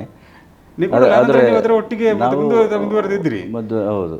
ಆದರೆ ಒಂದು ಪ್ರಮುಖರನ್ನು ನಮ್ಮನ್ನೆಲ್ಲ ಕೂರಿಸಿ ನೋಡಿ ಹೀಗೆಲ್ಲ ಆಯ್ತಲ್ಲ, ಏನು ಮಾಡ್ಬೋದು, ಇದಕ್ಕೆ ಏನು ಅಂತೇಳುವಂಥದ್ದನ್ನು ನಮ್ಮಲ್ಲಿ ಮುಖಾಮುಖಿ ಯಾವುದನ್ನು ಕೂಡ ಮಾತಾಡದೇ ಇರೋದೇ ಒಂದು ಕಾರಣ ಅಂತ ನಾನು ಅಂದುಕೊಂಡಿದ್ದೇನೆ. ಹಿರಿಯರು ನಾವೆಲ್ಲ ಕುಳಿತು ಒಂದು ಜೊತೆಯಲ್ಲಿ ಕುಳಿತು, ಈಗ ಒಂದು ಸಮಸ್ಯೆಗಳು ಬರೋದು ಸಹಜ ಅಲ್ಲ, ಏನು ಮಾಡ್ಬೋದು, ಹೇಗೆ ಆಗಿರ್ಬೋದು, ಇದನ್ನು ಯಾವ ರೀತಿ ಬಗೆಹರಿಸೋದು, ಮತ್ತು ಒಂದು ಕ್ರಮನೂ ಆಗಬೇಕಲ್ಲ, ಯಾವ ರೀತಿ ಅಂತ ಒಂದು ಮಾತಾಡ್ತಿದ್ರೆ ಇನ್ನೂ ಚೆನ್ನಾಗಿ ಆಗ್ತಿತ್ತೋ ಏನೋ. ಇದು ಅದೇನಾಗಲಿಲ್ಲ. ಇದು ಕುಳಿತುಕೊಂಡು ತೀರ್ಮಾನ ಈ ಥರ ಅಂತ ಒಂದು ತೀರ್ಮಾನ ಯಾರು ಮಾಡ್ತಿದ್ರು? ತೀರ್ಮಾನ ಸಂಘಟನೆಯವರು ಮಾಡ್ತಿದ್ರು. ಪಕ್ಷ ಮತ್ತು ಸಂಘಟನೆ ಅವರ ಜೊತೆ ಕುಳಿತುಕೊಂಡು ಅವರೊಂದು ನಮ್ಮನ್ನೆಲ್ಲ ಬರಲಿಕ್ಕೆ ಹೇಳ್ತಿದ್ರು, ಮತ್ತು ಒಂದು ತೀರ್ಮಾನ ಈ ಥರ ಅಂತ ಹೇಳ್ತಿದ್ರು. ಅವ್ರು ಹೇಳ್ತಿದ್ರು ಚರ್ಚೆ ಇಲ್ಲ, ಅದೇನಿಲ್ಲ. ಈ ಥರ ತಗೊಳ್ಳುವ ಅದೇನು ಇಲ್ಲದೇ ಇರೋ ಕಾರಣ ಮತ್ತು ಇದು ಇರ್ಬೋದು ಅಂತ ನನಗೆ ಅನಿಸಿದೆ. ಎಲ್ಲರೂ ಕುಳಿತು ಮಾತಾಡ್ತಿದ್ರೆ ಸ್ವಲ್ಪ ಅಲ್ಲ, ಮತ್ತು ನಿಮ್ಮನ್ನು ಕೂಡ ದೂರ ಇಡುವಂಥ ಪ್ರಯತ್ನ ನಡೀತಾ ಅದು ಯಾಕೆ? ಅದಾದರೆ ಅವರೊಂದು ತೀರ್ಮಾನ ತಗೊಂಡಿದ್ದಾರಲ್ಲ, ಯಾರು ಇದರಲ್ಲಿ 17 ಜನ ಇದ್ದಾರೆ, ಇವರೆಲ್ಲರಿಗೆ ಒಂದೇ ಮಾನದಂಡ ಅಂತ ಅವರು ತಿಳ್ಕೊಂಡ್ರು. ಎಲ್ಲರೂ ರಾಜೀನಾಮೆ ಕೊಡಬೇಕು ಅಂತ ಕೇಳಿದರು. ಹೌದು, ಎಲ್ಲರೂ ರಾಜೀನಾಮೆ ಕೊಡಬೇಕು. ನೀವು ರಾಜೀನಾಮೆ ಕೊಡಲಿಕ್ಕೆ ಒಪ್ಪಿದ್ರಿ? ರಾಜೀನಾಮೆ ಲಾಸ್ಟಿಗೆ ಒಂದು ಸರಿ ಒಪ್ಪಿದ್ದೇನೆ. ಹೌದು. ಆದರೆ ಈಗ ಅಲ್ಲಿ ಏನು ಅವರಲ್ಲಿ ಅಡ್ಡ ಮತದಾನ ಮಾಡಿದವರಲ್ಲಿ ನೀವು ಕೂಡ ಇದ್ದೀರಿ ಅಂತ ಅವರ ಮನಸ್ಸಲ್ಲಿತ್ತ? ಇಲ್ಲ, ಅದಿರಲಿಲ್ಲ. ಅದನ್ನು ಅವರು 100% ನೀವು ಇಲ್ಲ, ಅವ್ರು ಬಂದು ಹೇಳುವಾಗಲೇ ಹೇಳೋದು ನೀವು ಇದರಲ್ಲಿಲ್ಲ ಅಂತ ನಮಗೆ ಗೊತ್ತಿದೆ. ಆದರೆ ಒಂದು ತೀರ್ಮಾನ ಈ ಥರ ಇದೆ, ಈ ತೀರ್ಮಾನಕ್ಕೆ ಎಲ್ಲರೂ ಬದ್ಧರಾಗಬೇಕು ಅಂತ ಅವರು ಮಾತನ್ನು ಹೇಳೋದು. ಅದಕ್ಕೆ ನಾವು ತಪ್ಪು ಮಾಡಿದರೆ ಅದನ್ನು ಒಪ್ಪಿಕೊಳ್ಬೋಯಿತು, ತಪ್ಪು ಮಾಡದೇ ಇರಲಿಕ್ಕೆ ನಾನು ಒಪ್ಪಿಕೊಳ್ಳಲಿಕ್ಕೆ ನನಗೆ ಅದು ಸಮಾಧಾನ ಆಗಲಿಲ್ಲ. ಆದ ಕಾರಣ ನಾನು ಕೊನೆಯವರೆಗೂ ಸ್ವಲ್ಪ ಆ ಥರನೇ ಇದ್ದೆ. ಮತ್ತು ಒಂದು ಸುಖಾಂತಿ ಆಗಿದೆ. ಆದರೆ ಏನಾಗಿದೆ ಅಂದರೆ, ಈಗ ಸುಖಾಂತಿ ಕರೆಕ್ಟೇ, ಆದರೆ ಏನು ಸುಖಾಂತಿ ಅಂತ ಆಗಲಿಲ್ಲ, ಅದು ಮತ್ತೆ ಅದು ಭಾರಿ ಪರಿಣಾಮಕಾರಿ ಆಯಿತು. ಎಲ್ಲಿವರೆಗೂ ಹೋಯಿತು? ಕ್ಯಾಂಡಿಡೇಟ್ ಕೂಡ ಬದಲಾವಣೆ ಆಗುವ ಹಂತಕ್ಕೆ ಕೂಡ ಹೋಯಿತು ಅನ್ನುವಂಥದ್ದು. MLA ಕ್ಯಾಂಡಿಡೇಟ್ ಬದಲಾವಣೆಗೆ ಕೂಡ ಆ ಒಂದು ಬೀಜ ಕೂಡ ಮೊಳೆ ಕೊಡೋದು ಕಾರಣ ಆಯಿತು ಅನ್ನುವಂಥದ್ದು ಅಭಿಪ್ರಾಯ ಜನರಲ್ಲಿರುವಂಥದ್ದು. ಅದೇ ಕಾರಣ ಅಂತ ಹೇಳಲಿಕ್ಕೆ ಆಗೋದಿಲ್ಲ. ಇವರಿಗೆ 5-6 ಬಾರಿ ಆಯ್ತಲ್ಲ, ಯಾರು ಹಿಂದೆ ಸ್ಪರ್ಧೆ ಮಾಡಿದವರಿಗೆ 6 ಬಾರಿ ಸ್ಪರ್ಧೆ ಮಾಡಿದ ಕಾರಣ ಇನ್ನೊಂದು ಹೊಸ ಬದಲಾವಣೆ ಬೇಕು. ಅಲ್ಲ, ನೀವು ಸ್ವಾಭಿಮಾನಿಗಳಾಗಿ ಗ್ರಾಮ ಪಂಚಾಯತಲ್ಲಿ ಸ್ಪರ್ಧೆ ಮಾಡಿದ್ರಿ, ಪಕ್ಷದ ಅಧಿಕೃತ ಕ್ಯಾಂಡಿಡೇಟ್ಗಳನ್ನೆಲ್ಲ ಸೋಲಿಸಿ ನಿಮ್ಮ ಪಕ್ಷದವರೇ, ನಿಮ್ಮ ಸ್ವಾಭಿಮಾನಿ ಗುಂಪಿನವರೇ ಪೂರ್ತಿ ವಿನ್ ಆಗುವಂಥದ್ದು ನಿಮ್ಮ ಗ್ರಾಮದಲ್ಲಿ ನಡೆಯಿತು. ಅದೇ ರೀತಿ ಬೇರೆ ಗ್ರಾಮಗಳಲ್ಲಿ ಕೂಡ ಹಾಗೆ ನಡೆಯಿತು. ಈ MLA ಕ್ಯಾಂಡಿಡೇಟ್ ಬದಲಾವಣೆ ಮಾಡದಿದ್ದರೆ ಮತ್ತೆ ಕೂಡ ಈ ಭಿನ್ನಮತ ಜಾಸ್ತಿಯಾಗಿ ಚುನಾವಣೆ ಫಲಿತಾಂಶ ಮೇಲೆ ಪರಿಣಾಮ ಬೀರಬಹುದು ಅನ್ನುವಂಥ ಅಭಿಪ್ರಾಯಗಳು ನಿಮ್ಮ ಕಾರ್ಯಕರ್ತರಿಂದ ಆಗಲಿ ಆರಂಭ ಆಯಿತು. ಇದು ಇಲ್ಲ, ಆವತ್ತಿಗಾಗ ಸಾಧಾರಣ ಎಲ್ಲ ಮುಗಿದಿತ್ತು. ನಾವೆಲ್ಲರೂ ಜೊತೆಯಾಗಿ ಇರುವ ಹೊತ್ತಿಗೆ ಬಂದಿತ್ತು, ಆ ಘಟನೆ ಬಂದಿತ್ತು. ನಾವು ಏನು ಕಾಣತೂರಿಗೆ ಹೋಗಿ ಬಂದೆವು, ಮತ್ತೆ ಪುನಃ ಕಾಣತೂರಿಗೆ ಹೋಗಿ ಎಲ್ಲರೂ ಅದು ಸಾಮರಸ್ಯದಿಂದ. ಅದೇ ಕಾಣತೂರಿಗೆ ಹೋದ ನಂತರ ಮತ್ತೆ ಪುನಃ ಕ್ರಮದ ಇದಾಯಿತು. ಕಾಣತೂರಿಗೆ ಹೋದ ನಂತರ ಮುಗಿಬೇಕಿತ್ತಲ್ಲ, ಅದು ಮುಗಿಲಿಲ್ಲ. ಮತ್ತೆ ಆಮೇಲೆ ಹೋಗಿದ್ದೆವು ನಾವೆಲ್ಲ. ಆಮೇಲೆ ಹೋಗಿ ಇದನ್ನು ಏನೋ ಒಂದು ಕೈಗಳಿಗೆ ಅದೊಂದು ಆಗಿದೆ ಘಟನೆ. ಎರಡನೇ ಬಾರಿ ಎಲ್ಲರ ಜೊತೆಯಲ್ಲಿ ಎಲ್ಲರೂ ಬಂದಿದ್ದರು, ಘಟನೆ ಆಗಿದೆ ಅಂತ ಹೇಳ್ಕೊಂಡು ಎಲ್ಲ ಮುಗಿಸಿಕೊಂಡು ಇನ್ನು ಇದನ್ನೇ ಯಾವುದನ್ನು ಮುಂದುವರಿಸಿಕೊಂಡು ಹೋಗೋದು ಬೇಡ ಅಂತ ಹೇಳುವಂಥ ಪ್ರಾರ್ಥನೆಯಿಂದ ಅವರ ಕಡೆಯಿಂದಲೂ ತಪ್ಪು, ನಮ್ಮ ಕಡೆಯಿಂದಲೂ ತಪ್ಪು ಅಲ್ಲಿಗೆ ಮಾಡಿ ಅಲ್ಲಿಗೆ ಅದನ್ನು ಮುಗಿಸುವಂಥ ಪ್ರಯತ್ನ ಮಾಡಿದ್ದೇವೆ. ಮತ್ತು ಅದರ ಬಗ್ಗೆ ಮತ್ತೆ ನಾವು ಯಾರು ಮಾತಾಡಲಿಕ್ಕೂ ಹೋಗಲಿಲ್ಲ. ಆ ಘಟನೆ ಅಲ್ಲಿಗೆ ಮುಗಿದೆ. ಮೊನ್ನೆ ಚುನಾವಣೆಯಲ್ಲಿ ಎಲ್ಲರೂ ಜೊತೆಯಾಗಿ ಹೆಚ್ಚು ಕಡಿಮೆ ಎಲ್ಲರೂ ಮೊನ್ನೆ ಚುನಾವಣೆಯಲ್ಲಿ MLA ಚುನಾವಣೆಯಲ್ಲಿ ಅಭ್ಯರ್ಥಿ ಈಗ ಅಂಗರ್ಗೆ ಕೊಡಲೇಬಾರದು ಅನ್ನುವಂಥದ್ದು ಕೂಡ ಪಕ್ಷದ ಒಂದು ವರ್ಗದಿಂದ ಬಂತು. ಬದಲಾವಣೆ ಆಗಲೇಬೇಕು ಕ್ಯಾಂಡಿಡೇಟ್ ಅನ್ನುವಂಥದ್ದು ಅಭಿಪ್ರಾಯ ಬಂತು. ನಾಯಕರಿಗೆ ಕೂಡ ಅಭಿಪ್ರಾಯವನ್ನು ನೀವೆಲ್ಲ ಹೇಳಿದಿರಿ ಅನ್ನುವಂಥದ್ದು ನಮ್ಮ ಮಾಹಿತಿ. ಕಾರ್ಯಕರ್ತರ ಅಭಿಪ್ರಾಯ ಏನಿತ್ತು, ಈ ಗ್ರಾಮಾಂತರದಲ್ಲಿ ಕಾರ್ಯಕರ್ತರ ಅಭಿಪ್ರಾಯ ಹೇಗಿದೆ ಅಂದರೆ, ಸಾಕಲ್ಲ, ಇನ್ನು ಇಷ್ಟು ವರ್ಷ ಸ್ಪರ್ಧೆ ಮಾಡಿದ್ರಲ್ಲ, ಒಂದು ಬದಲಾವಣೆ ಮಾಡುವ, ಇಂಥವ್ರು ಅಂತೇನಿಲ್ಲ, ಒಂದು ಬದಲಾವಣೆ ಮಾಡಿದರೆ ಒಳ್ಳೆಯದಲ್ಲ. ಹಿಂದೆ ಕೂಡ ಸಂಘಟನೆಯವರು ಕೂಡ ಹೇಳಿದರು, 1 ವರ್ಷ ಹಿಂದೆ ಯಾರಾದರೂ ನೋಡಿ ಅಭ್ಯರ್ಥಿ ಯಾಕೆ ಇದು ಮಾಡೋದು ಬೇಡಲ್ಲ ಅಂತ ಕೂಡ ಮಾತನ್ನು ಹೇಳಿದರು. ಮತ್ತು ಆ ಸಂದರ್ಭ ಆಗ ಬಂತು, ಅದು ಆಟೋಮೆಟಿಕ್ ಆಯ್ತು. ಅದು ಆನಂತರ ಈಗ ಮೊನ್ನೆ ಚುನಾವಣೆಯಲ್ಲಿ ಮಂಡಲ ಸಮಿತಿ ಅಧ್ಯಕ್ಷರ ನೇಮಕದ ವಿಚಾರವು ಒಂದು ಗೊಂದಲಕ್ಕೆ ಕಾರಣ ಆಯಿತು. ಮೊನ್ನೆ ಚುನಾವಣೆ ನಂತರ ಮಂಡಲ ಸಮಿತಿ ಅಧ್ಯಕ್ಷರ ಘೋಷಣೆಯು ಕೂಡ ಗೊಂದಲಕ್ಕೆ ಕಾರಣ ಆಯಿತು ಅಲ್ವಾ? ಸ್ವಲ್ಪ ಹೌದು.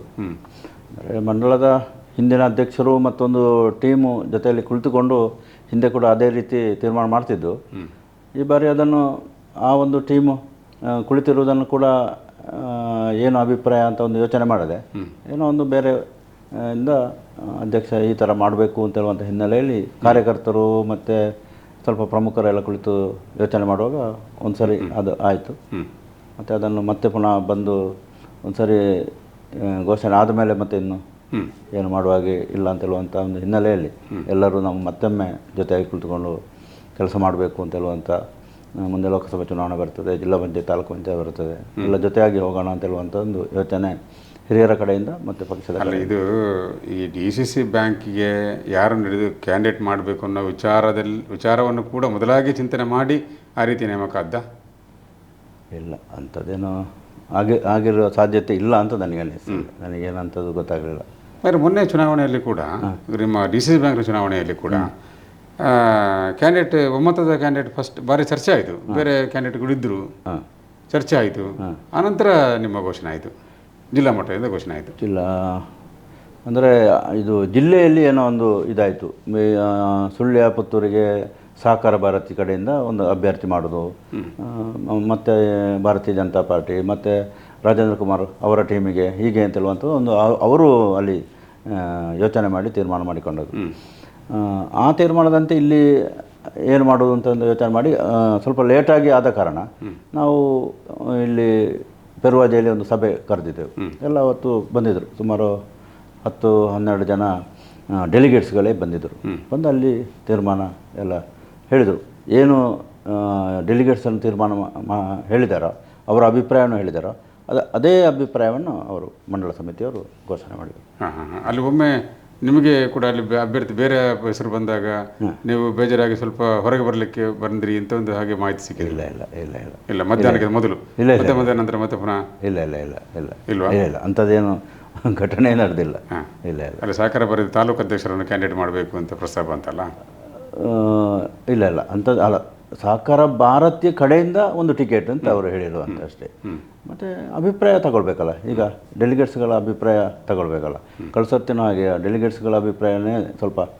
ಒಂದು ವೇಳೆ ಮೊನ್ನೆ ಒಂದು ವೇಳೆ ಡಿ ಸಿ ಬ್ಯಾಂಕಿಗೆ ಕ್ಯಾಂಡಿಡೇಟ್ ಬೇರೆ ಮಾಡ್ತೀವಿ, ನಿಮ್ಮನ್ನು ಮಾಡದೆ ಬೇರೆಯವರು ಮಾಡ್ತಿದ್ರೆ ನೀವು ಸ್ಪರ್ಧೆ ಮಾಡ್ತಿದ್ದೀರಾ? ಆದರೆ ಏನಾಗ್ತಿದೆ ಅಂದರೆ ನಾವು ಈಗ ಮೊನ್ನೆ ಗ್ರಾಮ ಪಂಚಾಯತ್ ಚುನಾವಣೆ ಮೇಲೆ ಎಲ್ಲಿ ಗ್ರಾಮ ಪಂಚಾಯತ್ ಅಧ್ಯಕ್ಷ ಉಪಾಧ್ಯಕ್ಷ ಆಗಬೇಕು ಅಂತ ಹೇಳುವಂಥ ಒಂದು ತೀರ್ಮಾನವನ್ನು ಅಲ್ಲಿನ ನಮ್ಮ ಪಕ್ಷದ ಪ್ರಮುಖರು ಪ್ಲಸ್ ಅಲ್ಲಿ ಯಾರು ಚುನಾಯಿತರಾಗಿದ್ದಾರೆ ಅವರ ಅಭಿಪ್ರಾಯದ ಮೇಲೆ ನಾವು ಎಲ್ಲ ಕಡೆಯಲ್ಲಿ ಮಾಡಿಕೊಂಡು ಬಂದದ್ದು ಮತ್ತು ಭಾಳ ಯಶಸ್ವಿ ಕೂಡ ನಾವಾಗಿದ್ದೇವೆ. ಎಲ್ಲಿ ಗೊಂದಲ ಆಗಲಿಲ್ಲ. ಮೊನ್ನೆ ಗ್ರಾಮ ಪಂಚಾಯತ್ ಅಧ್ಯಕ್ಷ ಉಪಾಧ್ಯಕ್ಷ ಚುನಾವಣೆ ಅದೇ ಥರ ಆಗಬೇಕು ಅಂತ ಹರೀಶ್ ಕಾಂಜಿಬಳಿ ಅವರು ನಮ್ಮ ಅಧ್ಯಕ್ಷರಾಗಿದ್ದಾರಲ್ಲ, ಇದನ್ನು ಕೂಡ ನಾವು ಮಾಡೋದು ಹಾಗೆ. ನಮ್ಮದು ಏನು ವೈಯಕ್ತಿಕ ಹಿತಾಸಕ್ತಿದಲ್ಲಿ ಬೇಡ, ಯಾರು ಡೆಲಿಗೇಟ್ಸ್ಗಳು ಹೇಳ್ತಾರೋ ಅವರಿಗೇ ಕೊಡೋದು, ಕೊಟ್ಟರೆ ಮಾತ್ರ ಸರಿ ಆಗ್ತದೆ ಅಂತ ಹೇಳುವಂಥ ಒಂದು ಅಭಿಪ್ರಾಯವನ್ನು ಅವರು ಹೇಳಿದರು. ಮತ್ತು ಈಗಿನ ಅಧ್ಯಕ್ಷರು ಕೂಡ ಅದೇ ತೀರ್ಮಾನಕ್ಕೆ ಬಂದರು. ಹೌದು, ಅದು ಕರೆಕ್ಟ್ ಅಂತ. ಹಾಗೆ ನೋಡುವಾಗ ಯಾರನ್ನೂ ಕೇಳಲ್ಲ ನಾವು, ನಮ್ಮ ಹೆಸರಲ್ಲಿ ಅಂತ ಏನಿಲ್ಲ. ಆದರೆ ಡೆಲಿಗೇಟ್ಸ್ಗಳೇ ಮಾತಾಡಿಕೊಂಡು ಅವರು ಒಂದು ಈ ಥರ ಆದರೆ ಒಳ್ಳೆಯದು ಅಂತೆಲ್ಲ ಅವರೇ ಒಂದು ವೇಳೆ ಅವರು ನಿಮ್ಮ ಹೆಸರು ಹೇಳದೆ ಬೇರೆಯವ್ರ ಹೆಸರು ಹೇಳಿ ಅವರು ಆಯ್ಕೆ ಆಗ್ತಿದ್ರೆ ನೀವು ಏನು ಮಾಡ್ತಿದ್ದೀರಿ ಅಂತ? ಇಲ್ಲ, ನಾವು ಸ್ಪರ್ಧೆ ಅಂತ ಏನು ಮಾಡುವ ಚಾನ್ಸಸ್ ಇಲ್ಲ. ನನ್ನ ಒಂದು ಮಾಹಿತಿ, ನೀವು ಮೊದಲೇ ನಾಮಿನೇಷನ್ ಹಾಕಿದ್ದೀರಿ ಅಂತ ಒಂದು ಮಾಹಿತಿ ಇತ್ತು. ಇಲ್ಲ, ಎಲ್ಲ ಅವರನ್ನು ಕರೆದಿದ್ರು ಅಲ್ಲಿಗೆ, ನಾವು ಕೂಡ ಅಲ್ಲಿಗೆ ಹೋಗಿದೆ. ನಾನು ಅಲ್ಲಿ ನಾಮಿನೇಷನ್ ಹಾಕೋದು ನಾವು ಎಲ್ಲ ಒಂದು ತೀರ್ಮಾನ ಬಂದ ಮೇಲೆ ಹಾಕೋದು, ಅದಕ್ಕೆ ಮೊದಲು ನಾಮಿನೇಷನ್ ಹಾಕೋದಿಲ್ಲ ಅಂತ ಹೇಳುವಂಥ ಮಾತನ್ನು ಅವರಿಗೆ ಹೇಳಿದೆ. ಹಾಗೆ ನಾಮಿನೇಷನ್ ಹಾಕೋದು. ಹಾಗೆ ಈಗ ಡಿ ಸಿ ಬ್ಯಾಂಕಿನಲ್ಲಿ ನಿಜವಾಗಿ ನಿರ್ದೇಶಕರಾಗಿ ಏನೆಲ್ಲ ಕೆಲಸ ಮಾಡಲಿಕ್ಕಾಗ್ತದೆ? ಈಗ ನಮ್ಮ ತಾಲೂಕಿನ ಸಹಕಾರ ರಂಗಕ್ಕೆ ಏನು ಪ್ರಯೋಜನ ಮಾಡಲಿಕ್ಕಾಗ್ತದೆ? ಅಲ್ಲ, ಈಗ ಸಾಮಾನ್ಯವಾಗಿ ಅಂಥ ಸಮಸ್ಯೆಗಳೇನು ಇಲ್ಲ. ಈಗ ಹಿಂದಿನ ಟೈಮಲ್ಲಿ ಎಲ್ಲ ಇತ್ತು, ಈಗೆಲ್ಲ ಆನ್ಲೈನ್ ಆದ ಕಾರಣ ಹೋಗಿ ಮಾತಾಡುವಂಥದ್ದು ಅದೇನಿಲ್ಲ ಅಂತ ಬರೋದಿಲ್ಲ. 23 ಸಹಕಾರ ಸಂಘಗಳು ನಮ್ಮ ಇದು ಸುಳ್ಯ ತಾಲೂಕಿನಲ್ಲಿ ಇರುವಂಥದ್ದು. ಎಲ್ಲರೂ ಅದೊಂದು ನಿಕಟವಾದ ಬಾಂಧವ್ಯ ಸಂಪರ್ಕ ಬೇಕೇ ಬೇಕು ಡಿ ಸಿ ಬ್ಯಾಂಕ್ ದೈನಂದಿನ ಕೂಡ. ಈಗ ಅಲ್ಲಿ ರಜೆ ಇದ್ದರೆ ಇಲ್ಲಿ ಇವರಿಗೆ ಕೆಲಸ ಮಾಡಲಿಕ್ಕೆ ಆಗ್ತದೇನಿಲ್ಲ, ದಾಖಲೆಗಳನ್ನು ಸರಿ ಮಾಡ್ಬೋದು ಬಿಟ್ಟು ಮತ್ತೆಲ್ಲ ಕೆಲಸ ಕಾರ್ಯಗಳು ಅವರು ಇದ್ದರೇ ಬೇಕು. ಈಗ ಎಲ್ಲವೂ ತಕ್ಷಣ ಆಗ್ತದೆ, ಇಲ್ಲಿಂದ ಫೈಲ್ ಹೋದ ಕೂಡಲೇ ಅಲ್ಲಿಂದ ಫೈಲು ಬರ್ತಾ ಇರ್ತದೆ ಅಂತ ಏನು ಸಮಸ್ಯೆಗಳು ಆಗೋದಿಲ್ಲ. ಇದ್ದರೆ ಏನಾದ್ರು ಮಾತಾಡಿಕೊಂಡು ಯಾರಾದರೂ ರೈತರ ಸಾಲಗಳ ಬಗ್ಗೆ ಏನಾದರೂ ಮಾತಾಡಲಿಕ್ಕಿದ್ದರೆ, ಫೈಲುಗಳೇನಾದ್ರು ಲೇಟ್ ಆಗೋದಿಲ್ಲ ಹಾಗಾದರೆ ಮಾತಾಡುವಂಥ ಒಂದು ಸಾಧ್ಯತೆ ಇದೆ. ಆಯಾ ಸಹಕಾರ ಬ್ಯಾಂಕಿನವರು ಕೇಳಿಕೊಳ್ತಾರೆ. ಈಗ ಒಂದು ಅಭಿಪ್ರಾಯ ಆಗಿರೋದು, ಮನ್ಮಥರಪುರ ಅದೃಷ್ಟವಂತ ರಾಜಕಾರಣಿ ಅನ್ನುವಂಥ ಒಂದು ಮಾತು. ಭಾರಿ ಇಳಿದು ದುಡ್ದು ಮಾಡೋದಕ್ಕಿಂತ ಹೆಚ್ಚು ಅವರು ಭಾರಿ ಕಾಮ್ ಆಗಿರ್ತಾರೆ, ಸಮಾಧಾನದಲ್ಲಿ ಶಾಂತಿಯಿಂದ ಇರ್ತಾರೆ. ಆದರೆ ಸ್ಥಾನಮಾನಗಳು ಅವರು ಹುಡುಕೊಂಡು ಬರ್ತವೆ, ಅವರು ಅದೃಷ್ಟದ ರಾಜಕಾರಣಿ ಅನ್ನುವಂಥ ಒಂದು ಅಭಿಪ್ರಾಯ ಇದೆ.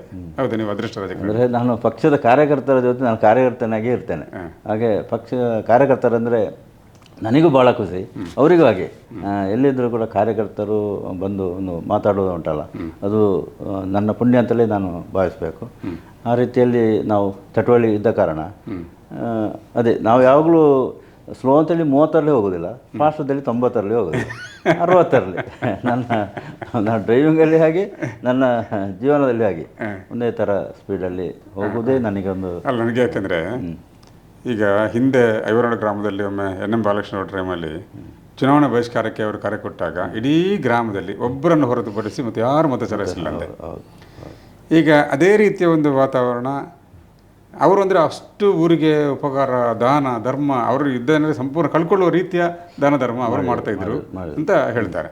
ಅದರಿಂದಾಗಿ ಬಟ್ ಇಲ್ಲಿ ಈ ಸರ್ತಿಯಿಂದ ಕೆಲವು ವರ್ಷದಿಂದ ನೋಡುವಾಗ ಮನ್ಮಥರು ಅವರು ಕಂಪ್ಲೀಟ್ ದಾನ ಧರ್ಮ ಮಾಡೋದು ಅಲ್ಲದಿದ್ದರೂ ಕೂಡ, ಅಥವಾ ಮೇಲೆ ಬಿದ್ದು ಉಪಕಾರ ಮಾಡುವಂಥ ಅಲ್ಲದಿದ್ದರೂ ಕೂಡ, ಇಷ್ಟು ಸಮಾಧಾನದಲ್ಲಿ ಇದ್ದವರು ಇರುವವರು ಕೂಡ ಆದರೂ ಮನ್ಮಥರನ್ನು ಜನರು ಪ್ರೀತಿಸ್ತಾರೆ. ಅವರು ಮೊನ್ನೆ ಓಟಿಗೆ ನಿಂತಾಗ ಸ್ವಾಭಿಮಾನಿ ಬಳಗ ಮಾಡಿದಾಗ ಒಂದು ಸೀಟು ಹೊರತುಪಡಿಸಿ ಎಲ್ಲ ಸೀಟು ಕೂಡ ಸ್ವಾಭಿಮಾನಕ್ಕೆ ಬಂತು. ಈ ಐವರಡು ಗ್ರಾಮದಲ್ಲಿ ಅಷ್ಟು ಪ್ರೀತಿ ಅವರು ಪಡ್ಕೊಂಡಿದ್ದಾರೆ. ಅದು ಹೇಗೆ ಸಾಧ್ಯ ಆಗ್ತದೆ ಮನ್ಮಥರೇ?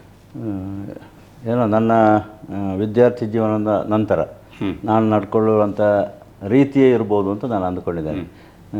ಎಲ್ಲಿ ಕೂಡ ನನ್ನ ಇಷ್ಟು ದೊಡ್ಡ ನಾನು ಸ್ಥಾನಕ್ಕೆ ಬರೋದಿದ್ರು ಕೂಡ ನನ್ನ ಗ್ರಾಮದ ಜನ ನನಗೆ ಎಲ್ಲಿ ಕೂಡ ಹೊರಗೆ ಬಿಟ್ಟುಕೊಡ್ತಿರ್ಲಿಲ್ಲ.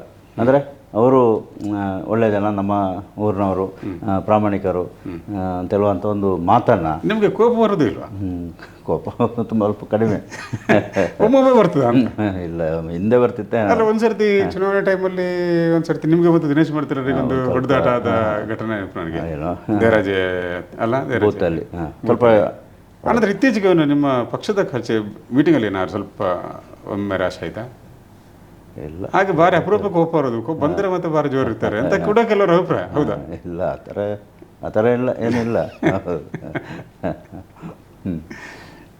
ನಾವು ಅದೇ ಎಲ್ಲರ ಹತ್ರ ಚೆನ್ನಾಗಿ ಇಟ್ಟುಕೊಳ್ಳುವುದನ್ನೇ ನಾನು ಬಯಸ್ತಿದ್ದೆ.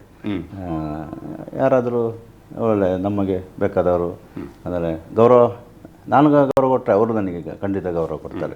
ಅದನ್ನೇ ನಾನು ಬೆಳೆಸಿಕೊಂಡು. ಇಲ್ಲಿ ಸುಳ್ಯದ ರಾಜಕೀಯ ನಮ್ಮ BJP ನಾಯಕರುಗಳು ಪುತ್ತೂರಲ್ಲಿ ಹೋಗಿ ಅವಕಾಶ ಕೇಳಿ ಅಲ್ಲಿ MLA ಅದೆಲ್ಲ ಇದೆ.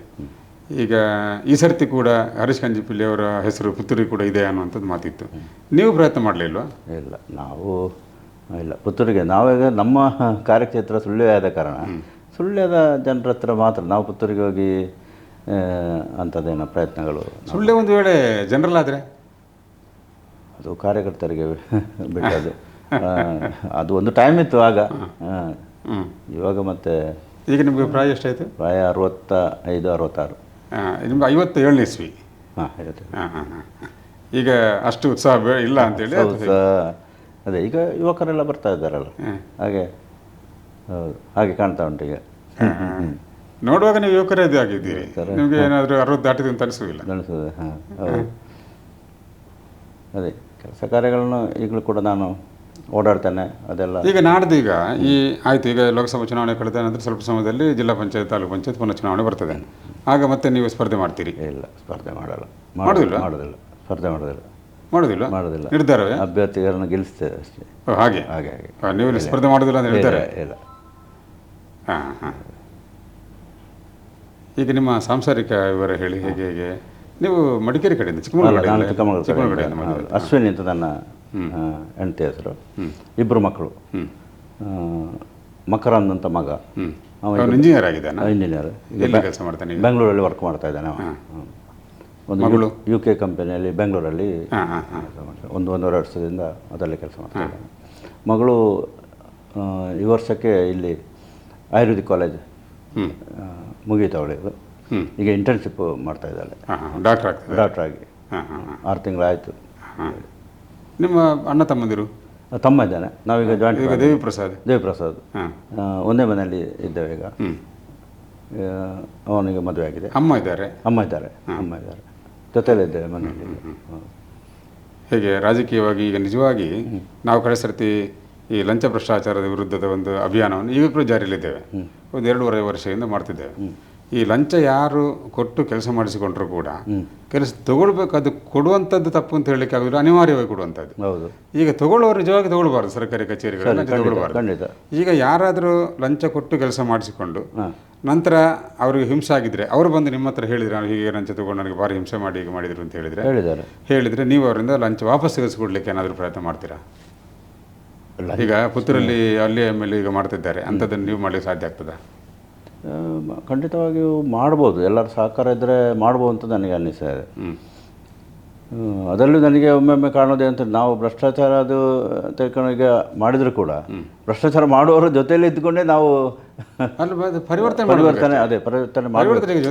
ಬಿಟ್ಟು ಮಾಡಲಿಕ್ಕೆ ಆಗೋದಿಲ್ಲ. ಅದು ಅವರು ಯೋಚನೆ ಮಾಡಬೇಕು, ಅದನ್ನು ಯೋಚನೆ ಮಾಡಿ ಅದನ್ನು ಮಾಡಬೇಕು. ಜನರು ಕೂಡ ಸ್ವಲ್ಪ ಅದೇ ಬಂದು ಹೇಳುವುದನ್ನು ಜಾಸ್ತಿ ಮಾಡಬೇಕು. ಈಗ ನನ್ನೊಂದು ಕೆಲಸ ಆಗಬೇಕು ಮಾರೆ, ಇಷ್ಟು ಕೇಳಿದರೆ ಏನು ಕೊಡಬೇಕಾ ಅಂತ ಕೇಳುವಾಗ ನಮಗೆ ಕೊಡಬೇಡ ಮಾರೆ, ಮಾಡಿಸ್ಕೊಡ್ತೇನೆ ಅಂತೇಳುವಂಥ ಧೈರ್ಯವು ನಮಗೆ ಒಂದೊಂದು ಸರಿ ಇರೋದು. ಹೌದು, ಒಂದು 10-15 ವರ್ಷದಿಂದ ನಾನು ಹೋರಾಡ್ತಾ ಇದ್ದೇನೆ, ಆಗೋದಿಲ್ಲ. ಇವತ್ತೇನೋ ನನಗೆ ಸಿಗ್ತದೆ, ನಾನೊಂದು ಇಷ್ಟು 1,000 2,000 ಏನು ಕೊಟ್ಟು ತಗೊಳ್ಳ ಅಂತ ಹೇಳುವಾಗ ಕೊಡಬೇಡ, ನಾನು ತೆಗೆದು ಕೊಡ್ತೇನೆ ಅಂತ ಹೇಳುವಂಥ ಅಂಥದ್ದು ಧೈರ್ಯ ನೀವು ಹೇಳಲಿಕ್ಕೆ ಆಗೋದಿಲ್ಲ. ಹೇಳಿ ಮಾಡೋದು ಕಷ್ಟ. ಈಗ ನಿಮ್ಮದೇ ಊರಲ್ಲಿ ಇವರು ಆದಮ್ ಅವರ ಪ್ರಕರಣ ಆದಾಗ ಮತ್ತೆ ನಾವು ಬೆನ್ನು ಹಿಡಿದು ಮತ್ತೆ ಕೊಟ್ಟರು ಭಾರಿ ಕಷ್ಟ. ಹೌದು, ಆರಂಭದಲ್ಲಿ ದುಡ್ಡು ತಗೊಂಡಿದ್ದಾರೆ, ಆದರೂ ಕೆಲಸ ಮಾಡಿಸಿಕೊಡ್ಲಿಲ್ಲ. ಆನಂತರ ನಾವು ಅದಕ್ಕೆ ಕೈ ಹಾಕುವಂಥ ಸಂದರ್ಭ ಬಂದ ನಂತರ ಅದು ಕ್ರಿಯೇಟ್ ಆದ ಸಂದರ್ಭ, ನಾವು ಆಂದೋಲನ ಸಂದರ್ಭದಲ್ಲಿ ಮತ್ತೆ ನೀವು ಕೊಡೋದು ಬೇಡ ಅಂತೇಳಿ ಅವರಿಗೆ ಹೇಳ್ತಾ ಪ್ರತಿಯೊಂದನ್ನು ನಾವೇ ಮುಂದುವರಿಸಬೇಕಾಯಿತು. ಈಗ ನಾವು ಪತ್ರಿಕೆಯರಾಗಿ ಅದನ್ನು ಮಾಡ್ಕೊಂಡಿರ್ಲಿಕ್ಕೆ ಆಗೋದಿಲ್ಲ, ಜನಜಾಗೃತಿ ಮೂಡಿಸ್ಬೋದು ಅಷ್ಟೇ. ಅದೇನಿದ್ರು ಕೂಡ ನೀವು ಸಂಘಟನೆಯವರು, ಪೊಲಿಟಿಕಲ್ ಲೀಡರ್ಗಳು ಮಾಡಿದರೆ ಒಳ್ಳೆಯದು ಅಂತ. ಹೌದು, ಖಂಡಿತ. ಎಲ್ಲರ ಸಾಮೂಹಿಕ ಪ್ರಯತ್ನ ಇದ್ದರೆ ಕಡಿಮೆ ಮಾಡ್ಬೋದು ಪೂರ್ತಿ ಕನಿಷ್ಠ ನಿಯಂತ್ರಣ ಆದ್ರೂ ಮಾಡ್ಲಿಕ್ಕೆ ಮಾಡ್ಬೋದು ಅಲ್ವಾ? ಈಗ ಮತ್ತೆ ನಮ್ಮ ಈ ಮೀಸಲಾತಿ ಬದಲಾವಣೆ ಬಗ್ಗೆ ಒಂದು ಮೀಟಿಂಗ್ ಮಾಡಿದಾಗ ನೀವು ಬಂದಿದ್ರಿ, ನೀವು ನಿಮ್ಮ ಸಲಹೆಗಳನ್ನು ಕೊಟ್ಟಿದ್ರಿ. ಇದು ಯಾವ ರೀತಿ ಮುಂದುವರಿಸ್ತೀರಿ ಅಂತ ನಿಮ್ಮ ಯೋಚನೆ? ಈಗ ಚುನಾವಣೆ ಸಂದರ್ಭದಲ್ಲಿ ಅಭ್ಯರ್ಥಿಗಳಿಗೆ ಜನರು ಕೇಳುವ ಹಾಗೆ ಆಗಬೇಕು, ಅದು ಮಾಡ್ತೀರಾ ಅಂತ.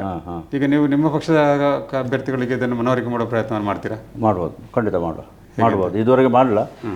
ಬಂದು ಈಗ ಕಾರ್ನರ್ ಮೀಟಿಂಗ್ಗಳು ಮತ್ತು ಈಗ ಪ್ರಮುಖರ ಸಭೆಯಲ್ಲಿ ಇದ್ದರೆ ಈ ಥರದೊಂದು ಬೇಡಿಕೆ ಇದೆ ಸಾರ್ವಜನಿಕರು, ಇದರ ಬಗ್ಗೆ ನೀವೊಂದು ನಿಮ್ಮ ಕಡೆಯಿಂದ ಆಗುವ ಪ್ರಯತ್ನ ಮಾಡಬೇಕು ಅಂತ ಹೇಳುವುದನ್ನು ಕೇಳಿಕೊಡು. ಅವರು ಅದನ್ನು ಲೋಕಸಭೆಯಲ್ಲಿ ಕೂಡ ಮಂಡನೆ ಮಾಡುವಾಗ ಇಡೀ ದೇಶಕ್ಕೆ ಸಂಬಂಧಪಟ್ಟ ರೊಟೇಷನ್ ಸಿಸ್ಟಮ್ ಬರುವಾಗ ಇದು ಕೂಡ ಕೂಡ ಅವಕಾಶ ಆಗಲಿ. ಹೌದೌದು ಅಲ್ವಾ? ನೀವು ನೆನಪು ಮಾಡಿದ್ರೆ ಒಳ್ಳೆ ಆಯ್ತು, ಅದನ್ನು ಮಾತಾಡ್ಕೊಳ್ಳಿ. ಅದು ನಿಜವಾಗಿ ಬೇಕಾದ ವಿಷಯ ಅಂತ ಅನಿಸ್ತದೆ. ಸರಿ, ಮಾತಾಡುವ. ಹಾಗೆ ಸುಳ್ಯ ತಾಲೂಕಿಗೆ ಆಗಬೇಕಾದ ಬೇರೆ ಕೆಲಸಗಳ ಬಗ್ಗೆ ನಿಮ್ಮಲ್ಲಿ ಏನಾದರೂ ಯೋಜನೆ ಇದೆಯಾ? ಈಗ ಸದ್ಯಕ್ಕೆ ಅದೇ ರಸ್ತೆಗಳು, ಪ್ರಮುಖ ರಸ್ತೆಗಳೆಲ್ಲ ಆಗಬೇಕು ಅಂತ ಒಂದು ಯೋಚನೆ ಇದೆ. ಮತ್ತೊಂದು ಸಾಮಾನ್ಯ ಎಲ್ಲಿ ಒಂದು ಗ್ರಾಮದ ಒಂದು ಪ್ರಮುಖ ಸ್ಥಳ ಅಂತ ಇದೆ, ಈಗ ಒಂದು ಆ ಗ್ರಾಮದಲ್ಲಿ ಒಂದು ಪ್ರಮುಖ ಸ್ಥಳ ಅಂತಿದೆ, ಆ ಸ್ಥಳಗಳಿಗೆ ಒಂದು ಸರ್ವಋತು ರಸ್ತೆ ಇರಲೇಬೇಕು ಯಾವಾಗಲೂ. ಅದು ಅಲ್ಲಿ ಬೂತ್ ಆಗಿರ್ಬೋದು, ಈಗ ಒಂದು ಬೂತಲ್ಲಿ ಒಂದು ಬೂತ್ ಅಂತ ಇರ್ಬೋದು, ಆ ಬೂತಿಗೆ 100 ಜನ ಬರ್ತಾರೆ, ಶಾಲೆ ಇರ್ಬೋದು ಅಥವಾ ಏನಾದ್ರು ಒಂದು ಇರ್ಬೋದು.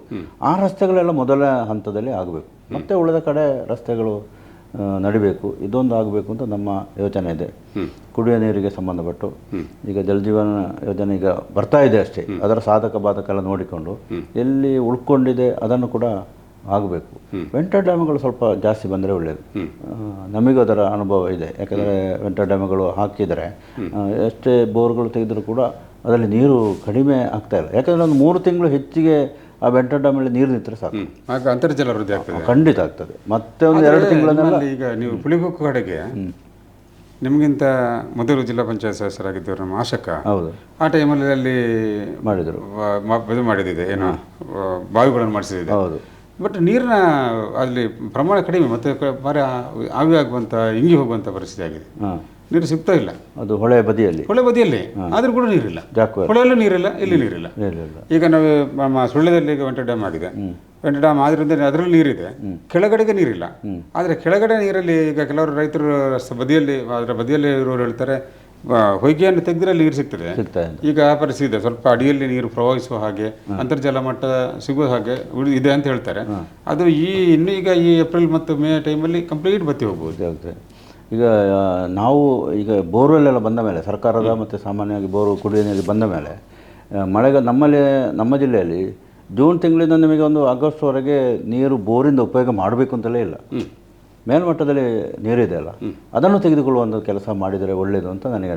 ಇಲ್ಲದ್ರೆ 365 ದಿವಸವೂ ನಾವು ಇಲ್ಲಿಂದಲೇ ತೆಗೆದು, ಎಲ್ಲಿಂದ ಅದು ಬಾರಿ ನಾನು ಜಿಲ್ಲಾ ಪಂಚಾಯತ್ಲಿ ಒಮ್ಮೆ ಪ್ರಸ್ತಾಪ ಮಾಡಿದ್ದೇನೆ, ಅದು ಇನ್ನೂ ಕೂಡ ಆಗಿಲ್ಲ. ಮತ್ತು ಮಳೆಯ ನೀರನ್ನು ಬಾವಿಗಳಿಗೆ ಬಿಡುವಂಥ ಕೆಲಸಗಳಾಗ್ತದೆ, ಶುದ್ಧೀಕರಿಸಿ ಬಾವಿಗೆ ಬಿಡುವಂಥದ್ದಾದರೆ ಆ ಬಾವಿಯ ನೀರಲ್ಲಿ ಮಳೆ ನೀರು ಇಡೀ ಸೀಪೇಜ್ ಆಗಿ ಎಲ್ಲ ಕಡೆ ಹರಡಿ ಹೋಗುವಂಥದ್ದು, ನೀರು ಕಡಿಮೆ ಮತ್ತೆ ಪುನಃ ವಾಪಸ್ ಹೊಸರನ್ನ ಹಾಗೆ ಬರುವಂಥದ್ದು ಆಗ್ತದೆ. ಅದು ನಿಜವಾಗಿ ಬಾಡಿ ಅಗತ್ಯ ಬೇಕಾದ ಮಳೆ ನೀರನ್ನು ಸಂಗ್ರಹಿಸಿಟ್ಟುಕೊಳ್ಳಲಿಕ್ಕೆ ಸಾಧ್ಯ ಆದರೆ ಕುಡಿಯೋದಕ್ಕೆ ಬೇರೆ ನೀರೇ ಬೇಡ. ಅದು ಮಾಡಬೇಕು, ಜನರಲ್ಲಿ ಅಲರ್ಟ್ ಮಾಡಬೇಕು, ಅಲ್ಲ ಜನರಿಗೆ ಎಜುಕೇಟ್ ಮಾಡುವಂಥದ್ದೇ ಇದು ಮಾಡಬೇಕು. ಈಗ ನಾವು ಅಲ್ಲಿ ಕಸ ನೋಡಿ ಬೇಂಗಮಲೆಯಲ್ಲಿ ಅವತ್ತು ಒಂದು 8-10 ವರ್ಷದ ಹಿಂದೆ ಅಲ್ಲಿ ಹೋಗ್ಲಿಕ್ಕೆ ಆಗ್ತಿಲ್ಲ, ವಾರದಲ್ಲಿ ಒಂದು 2 ದಿವಸ ಆದರೂ ಸ್ಮೆಲ್ ಕಸದ ರಾಶಿ. ನೋಡಿ UD ಶೇಖರ್ ಅವರು ಇವತ್ತು ಇಲ್ಲ ನಮ್ಮ ಜೊತೆ, ಅವರು ಇರುವಾಗ ಇಡೀ ಗ್ರಾಮದ ನಾವು ಜೊತೆ ಸೇರಿಕೊಂಡು ಅಲ್ಲಿ ಒಂದು ಆದಷ್ಟು ನಾವು ಕಸವನ್ನು ಕಡಿಮೆ ಆಗಲಿಕ್ಕೆ ನೋಡ್ತೇವೆ. ನಾವು ಜಿಲ್ಲೆಯಲ್ಲಿ ಅಲ್ಲಲ್ಲಿ ಓಡಾಡುವ ಕಸ ನೋಡುವಾಗ ನಮಗೆ ಒಂದು ಸಾರಿ ಇಲ್ಲಿ ಯಾಕೆ ಮಾಡಬಾರ್ದು, ಮಾಡಬೇಕು ಅಂತ ಹೇಳುವಂಥದ್ದು ಒಂದು ಕಾಣ್ತದೆ. ಅದು ಜನರಿಗೆ ಅರಿವಾಗುವಾಗ ಅದು ಆಗ್ತದೆ, ಅರಿವಾಗುವಾಗ ಮಾತ್ರ ಅದು ಮಾಡಲಿಕ್ಕೆ ಸಾಧ್ಯ ಅಂತ ಅಂದುಕೊಂಡಿದ್ದೇನೆ. ಮತ್ತು ಈಗಿನ ಪೀಳಿಗೆಯವರು ಕೂಡ ಹಾಗೆ, ಎಲ್ಲಿ ಕಸ ಎಲ್ಲರೂ ಬಿದ್ದರೆ ಕೂಡ ಅದನ್ನು ಹೆಕ್ಕಿ ಯಾರ ಹೆಸರು ಅಂತ ನೋಡಿ ಸುಮಾರು 1 ಲಕ್ಷದ ಮೇಲೆ ಕಲೆಕ್ಷನ್ ಮಾಡಿದ್ದಾರೆ, ದಂಡ ಹಾಕಿದ್ದಾರೆ. ನೋಡಿ ಅಂಥ ಧೈರ್ಯ ಮಾಡಬೇಕು ಅಂತ ಯಾರಾದರೂ ಕೂಡ. ಧೈರ್ಯ ನೀವು ಆಡಳಿತದವರು ಅಥವಾ ಯಾರು ಜನಪ್ರತಿನಿಧಿಗಳು ಧೈರ್ಯ ಕೊಟ್ಟರೆ ಮಾಡ್ತಾರೆ. ಅದೇ ಮಾಡಬೇಕು, ಖಂಡಿತ ಮಾಡಬೇಕು. ಅದು ಶಿಕ್ಷೆ ಅಂತಲ್ಲ, ಅದು ಮತ್ತೆ ಅದು ಜನಕ್ಕೆ ರೆಡಿ ಆಗ್ತಾ ಇದ್ದಾರೆ, ಆ ಥರದ್ದು ಮಾಡಬೇಕು ಅಂತ. ಎಸ್ ಆಯ್ತು ಹನುಮಂತಣ್ಣ, ನಮ್ಮ ಈ ಮಾತುಕತೆ ಕಾರ್ಯಕ್ರಮಕ್ಕೆ ಬಂದು ನಿಮ್ಮ ಅಭಿಪ್ರಾಯಗಳನ್ನು ಹಂಚಿಕೊಂಡ್ರಿ. ಸುದ್ದಿ ಅವರೊಂದು ಅವಕಾಶ ಮಾಡಿಕೊಟ್ಟಿದ್ದಾರೆ, ನಿಮಗೂ ಧನ್ಯವಾದ. ನಮಸ್ಕಾರಗಳು.